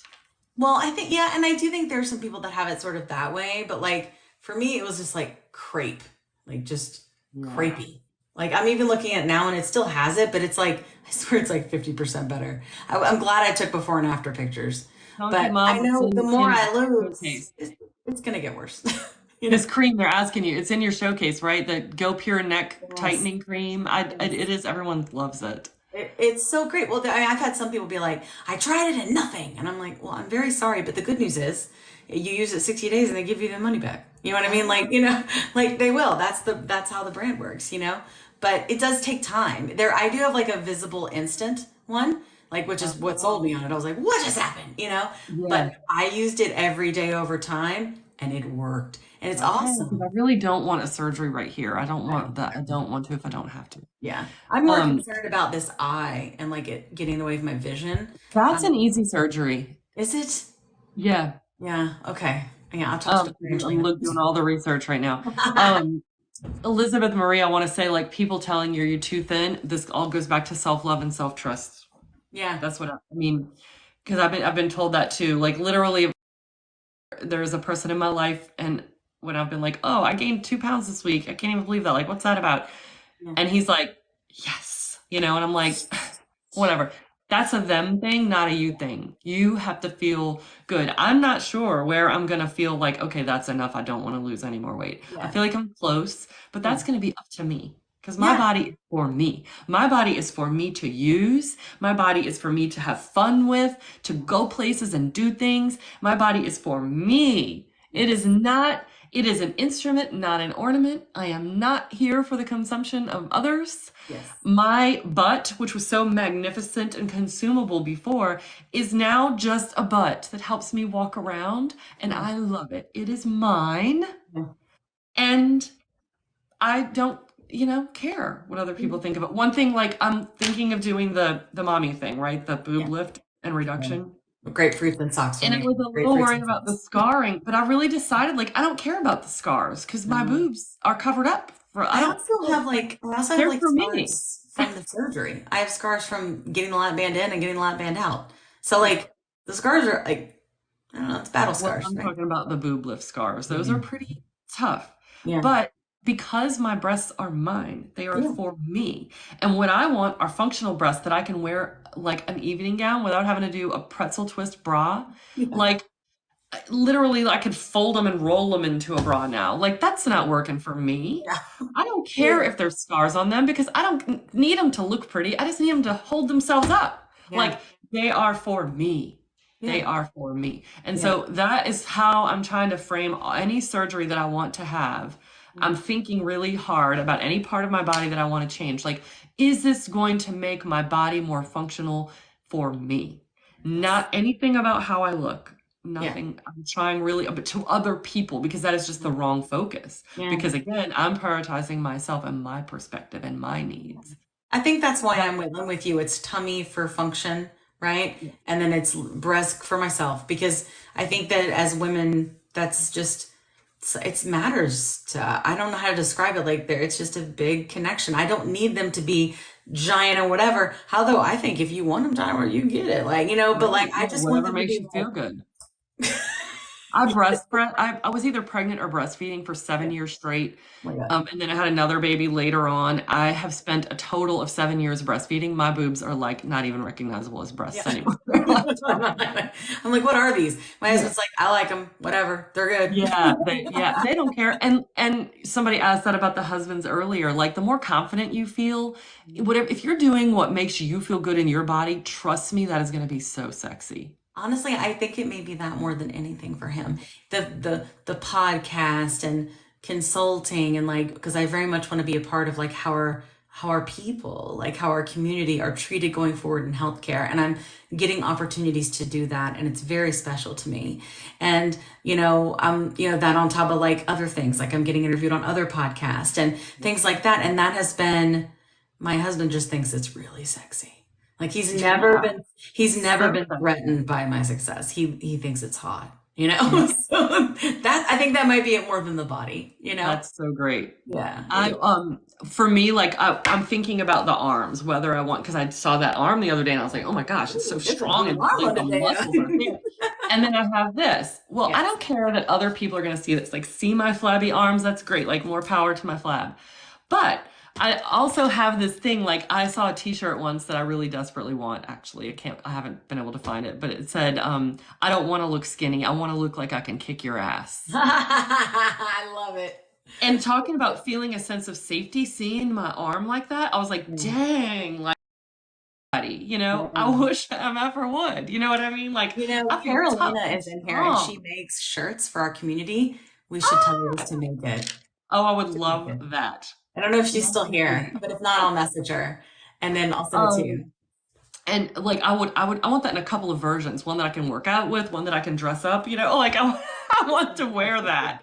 I love But it. maybe this gets in the way of that. I have to think Yeah. about that. And is that for me or is that other people? Does that help my sense of safety in the world if my arms look super strong and toned? Like, so I am trying to think about all this. I think this is something that I just have to get over, but we'll Yeah. see.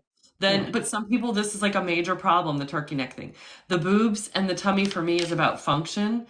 The thighs, I feel like I might just have to get over that because I don't see a real reason. I don't need smooth, tight 20-year-old thighs. I am 49 years old. Yeah. It's cool. Yeah, it's so true. Like I'm 44. I'll be 45 this year, and I'm kind of like, Yeah. like. Definitely not doing the BBL, Brazilian butt lift Oh, thing. I'm Like, not gonna lie, I've considered that one because I miss my voluptuous yeah, see, so booty. maybe that's important for you. You Like, know, you like want to see that rear view I when you walk miss it. away. Yeah. It was a very big I part of won't do it who just I because it am. hurts. So, like, people say it I hurts. do where it hurts. I know. I hear all of it hurts, but and Yeah. the beginning is the worst. But I don't know. But I've like thought my husband will be like, "Don't you do that shit." But I've thought about it, But maybe I'll be able to like tone it in a way that it'll be back there because it is natural. That's for sure. Like it's regardless of weight. I always, even when I was a smaller Kim in middle school, had a big old butt. So I'm hoping I could get some juice back there. Hi, Yeah. Mary. Do we miss any good questions? I'm trying to kick. Oh, hey, Mary. Hey, hey. Who's here? Um, Sabrina knows how to make my butt good. BBL She are more says. dangerous. Yeah, I don't know. I don't know. Where you bras hit my age. I know, DD. Because I hear 30-year-olds, 40-year-olds, it's like early 40s talking about wrinkle creams and stuff. And I'm like, "Tch." But I know, I'm 49. I'm a baby to some. It's all That's not that big relative, of a right? difference in age. No, it isn't. But it's in our minds, right?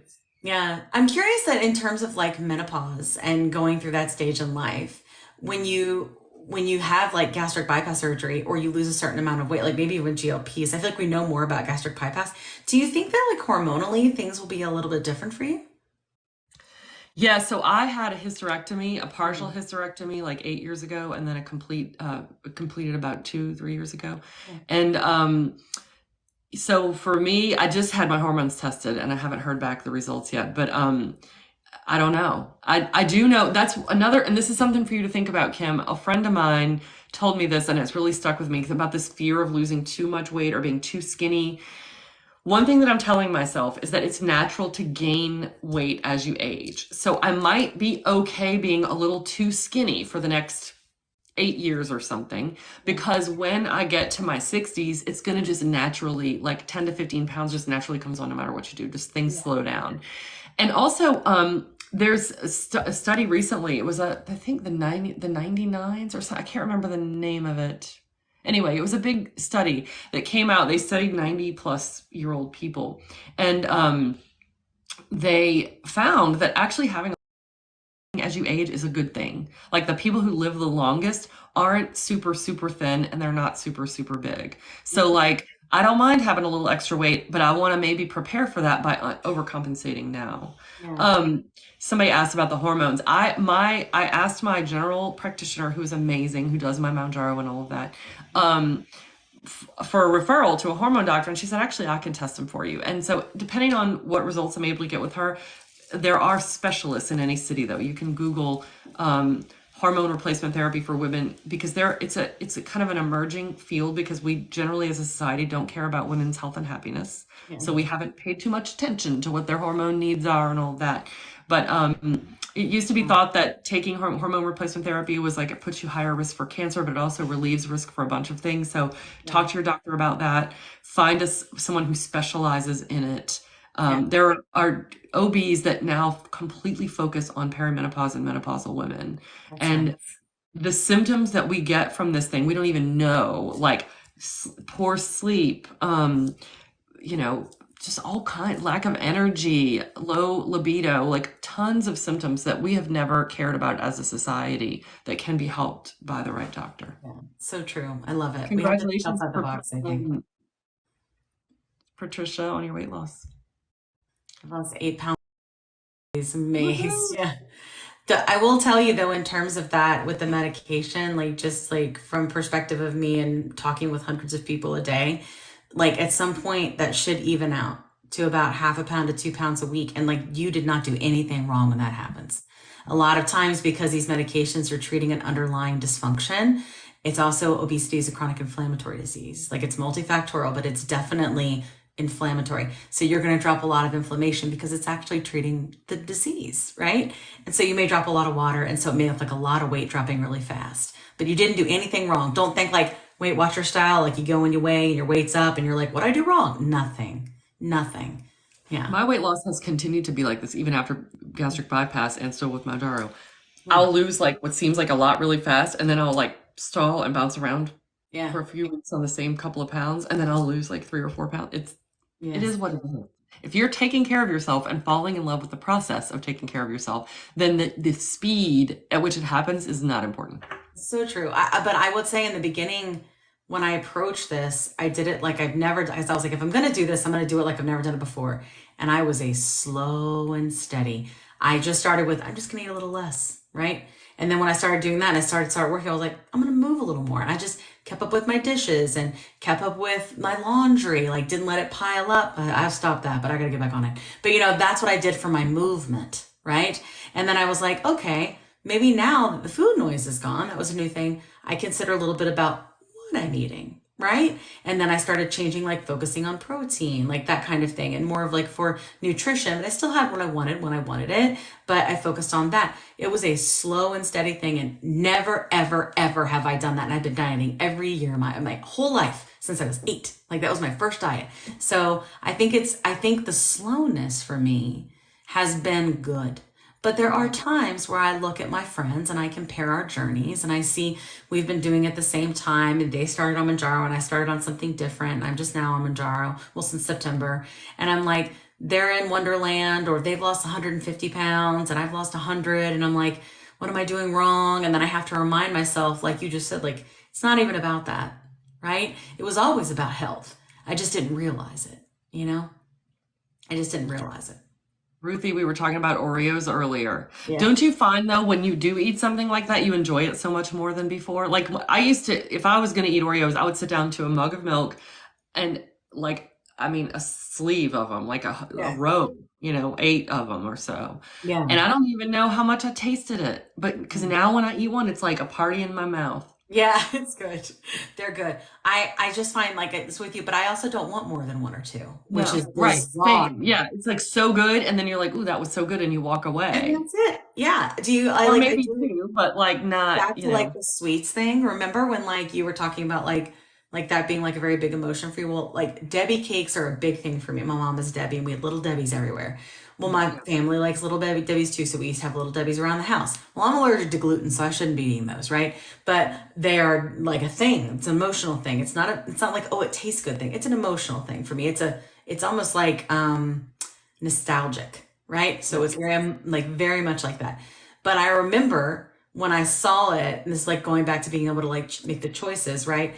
Like seeing the and being like, oh, I really want that. I really want that. And then my mind went, you're just hungry. And I was like, oh. I've done that too. Like, wait a minute, you haven't eaten enough today. And This then is I not just went and because ate, you're and I was like, terrible. Yeah. I didn't want that at all. I never actually wanted it. My body was just like, we have to eat food and we like that. It's Mhm. crazy what the brain does. It really is. Blows my mind. I wanted to go back. Yeah. It was Lisa asked about stalls, and I just want to say, like, back to falling in love with the process. I've had stalls throughout this process, and if I'd have given up, I mean, I've lost 170 pounds. It is not going to happen all at one time. It happens, it's the thing looks like this, the scale, the numbers go up and down, and it's, a journey. But if you fall in love with taking care of yourself, then if you hit, like, let's say you still have another 30 pounds to lose and you're just having a hard time getting to that next level, but you wake up in the morning happy to make yourself your, enhanced water, and you like when you go to the gym and how that makes you feel for your mental health, and you are feeling good about yourself and taking care of yourself and loving yourself, then the stall is not going to be a heartbreaker. Yeah. Because the number on the scale is much less important. When I used to try to lose weight, it was all about the number on the scale and what happens if I'm skinny. It was also fraught because none of it had anything to do with taking care. Yeah. But now that it does, it's a totally different experience.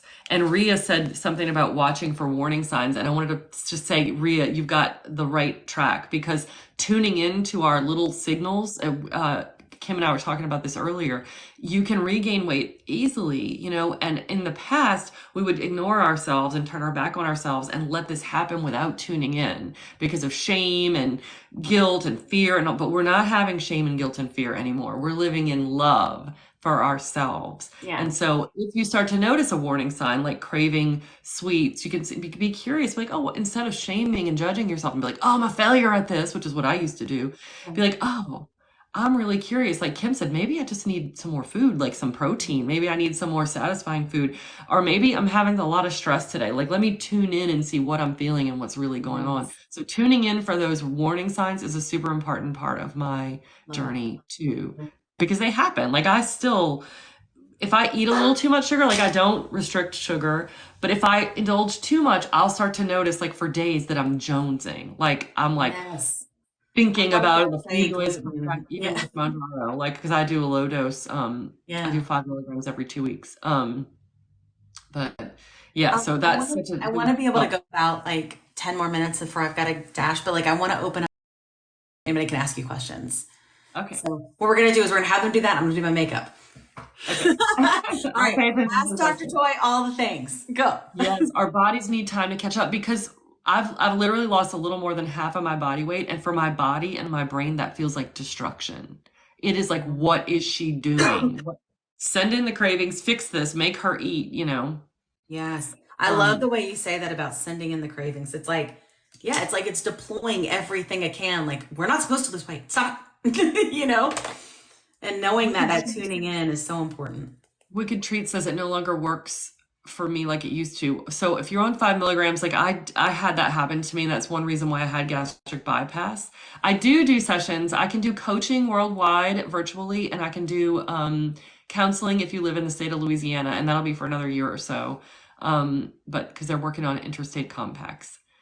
What's that? Um, like where the counseling license, because now everything is virtual, but our counseling licenses in the past was only like good for people in your state, but they're working on a way where counselors, licensed therapists can do therapy with anyone in the United States, but that's Oh, not just yet.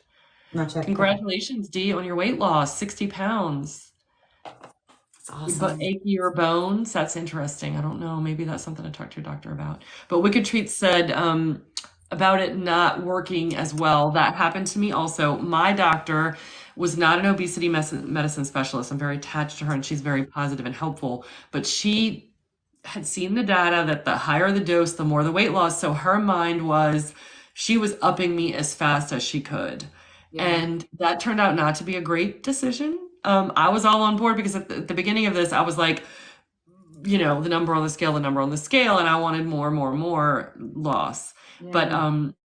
I so it did become less effective for me, and that's one of the reasons I decided to go ahead and have gastric bypass, and that gave me a few months break from the medication.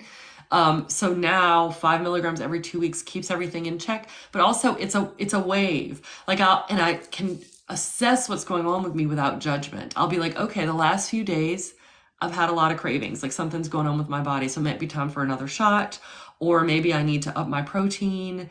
But it's not this shameful thing anymore because we know it's a disease, the medication helps, then it therefore has to be something that's beyond just our judgments of who we are as a person. Like I wasn't 337 pounds because I was a weak or lazy person. No. If anything, you're Yeah. badass. Suzanne, that's another reason why I decided to have gastric bypass because I felt like the medication, if my insurance decides not to cover it, I'll be out of luck. I cannot afford $1,000 a month for medicine. No. It's Tara, our insurance companies can just decide that they don't want to um, do that. I skip a week, Plunt the Girl 68. I don't do it every week. Um, How does the yeah, is having the a thing week is called great, especially if you fall in love with taking care of yourself. Yeah. Yeah. Do you feel like the inflammation is under control with the surgery plus the gastric Yeah. bypass? My last like so I was in pain so much all that I have fibromyalgia also. So, and which is largely controlled by not having artificial sweeteners. I don't know if any of you in here have fibromyalgia, but doctors are not talking. I was in chronic, terrible pain every single day of my life from 16 when I started drinking Diet Coke to 40 when I decided, oh, let me just try life without my Diet Coke addiction. Yeah. And so but I had my feet were hurting all the time. And now it's so much better. K8tastic says, how do you manage dysmorphia? And I was explaining earlier how the brain works when you have a change to your body, like when I broke my nose. for years, you might look in the mirror and your brain is registering that as new information. So like think about when you are with your immediate family, you're not going, oh, my son's eyes are blue. Look, his hair, it's brown. Your brain skips all the information it already knows because it would be too overwhelming. And it's really scanning for new or important details around you. And so your own body was not new information. It wasn't a new or important detail. So now when you look in the mirror and you're like, who is that? It's because your brain isn't used to it. It's new and different. Your brain is not caught up to what your body has changed into. And the emotional part of the body dysmorphia that we have when we lose a lot of weight is all about loving yourself. And I also talked earlier about using embodiment in your meditation practice. I do this every morning when I wake up. Pick up my phone, which has been a big discipline thing for me because I'm big on the scrolling. And I do a scan of my body and actually physically touch myself. I put my feet in the air and start with the palms of my feet and work my way and feel my body and do embodiment. I breathe in and imagine the light swirling throughout my whole body. So these practices help me remember my body and take care of it and acknowledge it. So Ruth, you're not experiencing the benefits of the alcohol relief. A lot of people are, but not everyone. Yeah. Not everyone is affected in the same way about food either. There are some people who take these medications and don't get the relief that we're talking about. Yeah. So, but my hope is that science is advancing so much because at this point in society, almost everyone is addicted to something, even if it's just scrolling or shopping or whatever. Everybody's got something. And the pharmaceutical companies are working double time to find solutions for us now because they see the success. Yeah. Corey, I'm wondering, do you notice, like, speaking of body dysmorphia, if I am looking at myself in the pictures, I feel like there's a difference. Like sometimes I'll like look at myself in the mirror and think an outfit looks so cute and I feel so like it looks so flattering, and then I'll see a picture later on and I'm like, that's not what I saw when I looked in the mirror. Like, is that the technology of a mirror and a camera, or is that, I don't know. I'm curious. I don't know. I don't look anything like this in like another camera. I'm like, who is that? Yeah. I think so. I'm an addiction specialist. I don't know if you'll know that. I'm a licensed counselor. I've been the CEO at a nonprofit addiction treatment and mental health counseling facility for 12 years and in the addiction field for 25 years. And I grew up in a home with addiction and had my own food addiction to deal with. And I want to just say Dry January is wonderful. They're doing, I'm seeing Damp February, like any reduction that you can do is good for you. Like not everyone needs to go completely sober. It's not necessarily the goal that you never have another drink or that you never have another Oreo.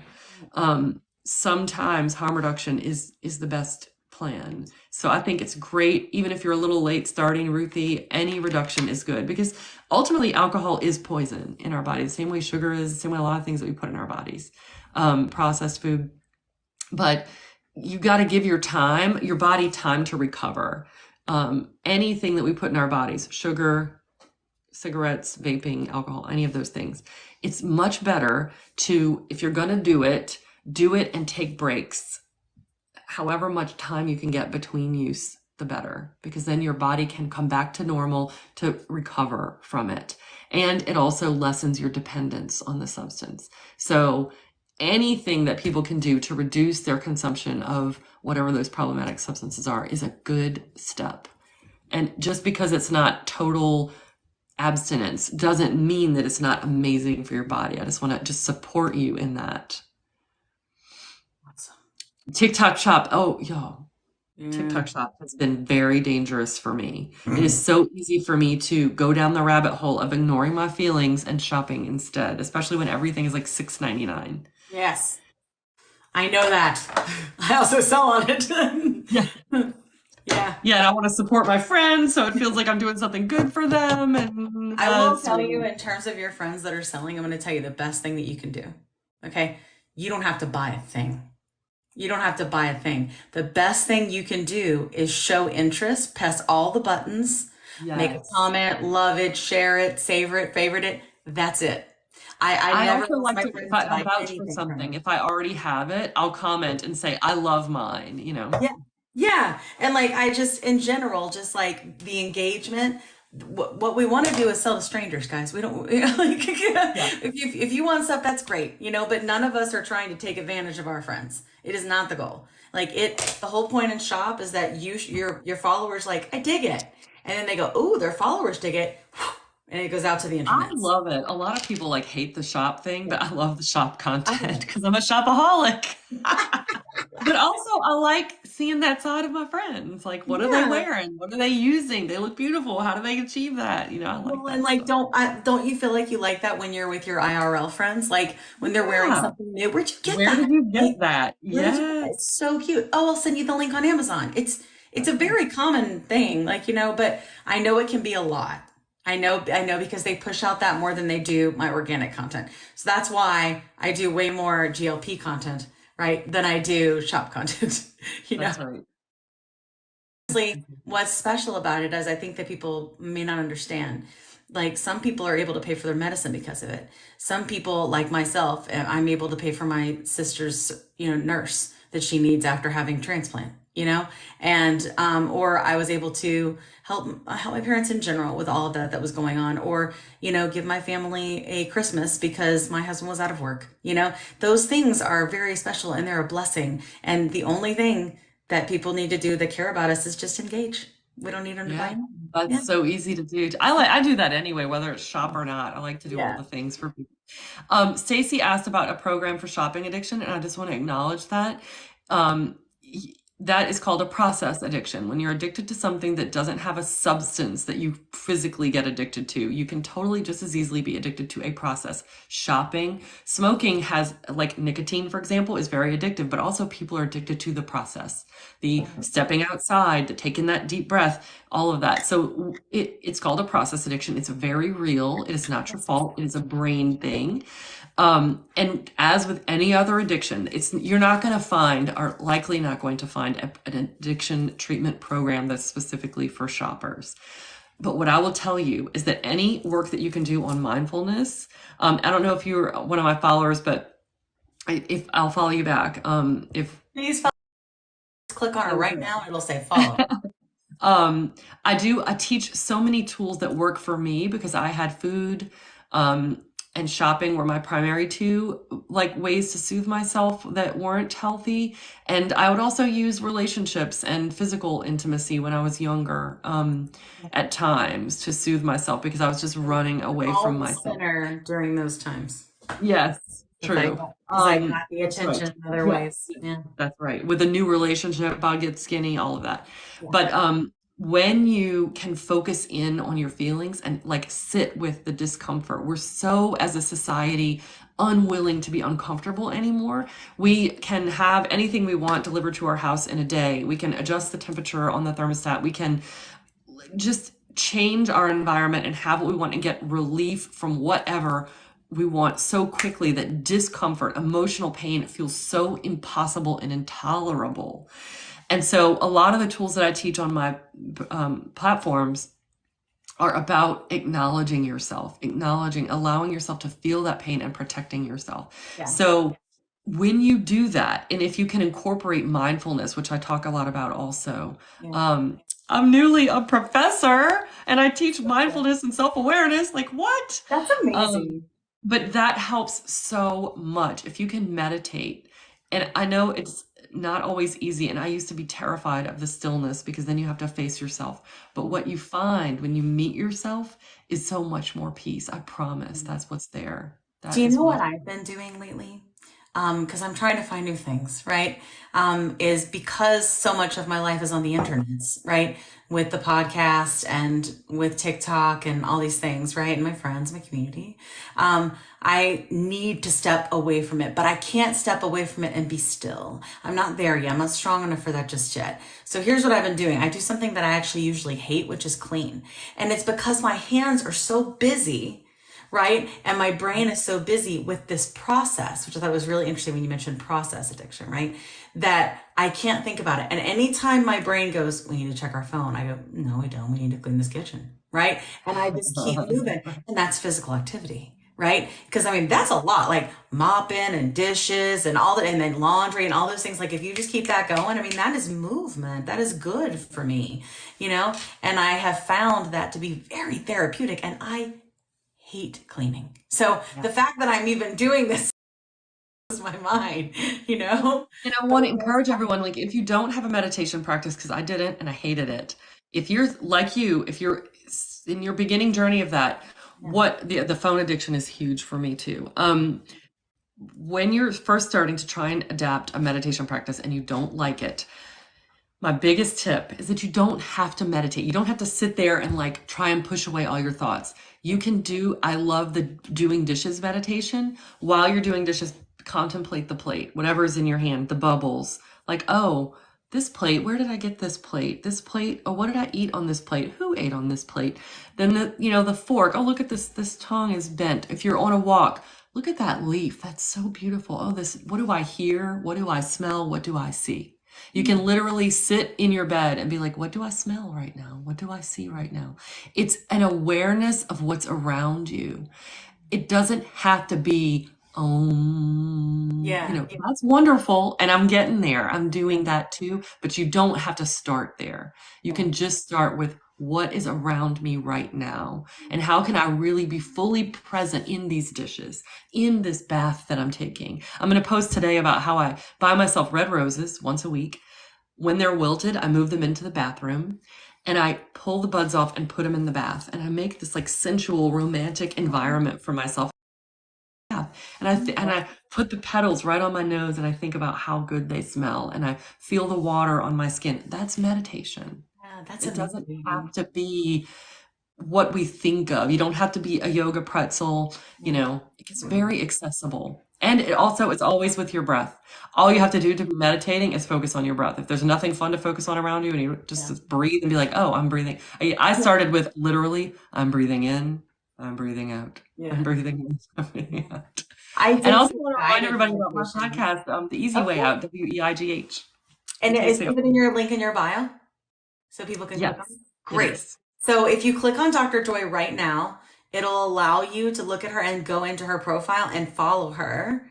And then, because she makes stuff like all these things she's telling us, she does this stuff all the time on her. It's awesome. And do you still do book clubs? I've taken a little break from book club because we just finished one, actually a really life-changing book called Radical Acceptance that I loved. I'm trying to decide what we'll do next. I'll show y'all. I'm writing a book. And I'm turning to all of my past teachers, and so I'm doing my research and all of that. So I'll be finding a great resource for the next book club meeting for sure. That's amazing. I do a free book club, Zoom. We meet usually every Wednesday.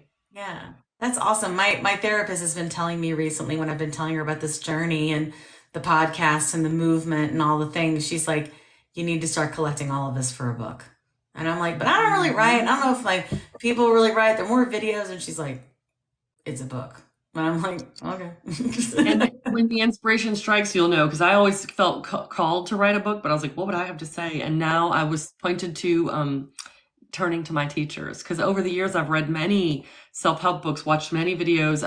Wayne Dyer was one of my great teachers. Marianne Williamson, Tara Brach, the author of Radical Acceptance, Eckhart Tolle, Neil Donald Walsh, like lots of great teachers I've had.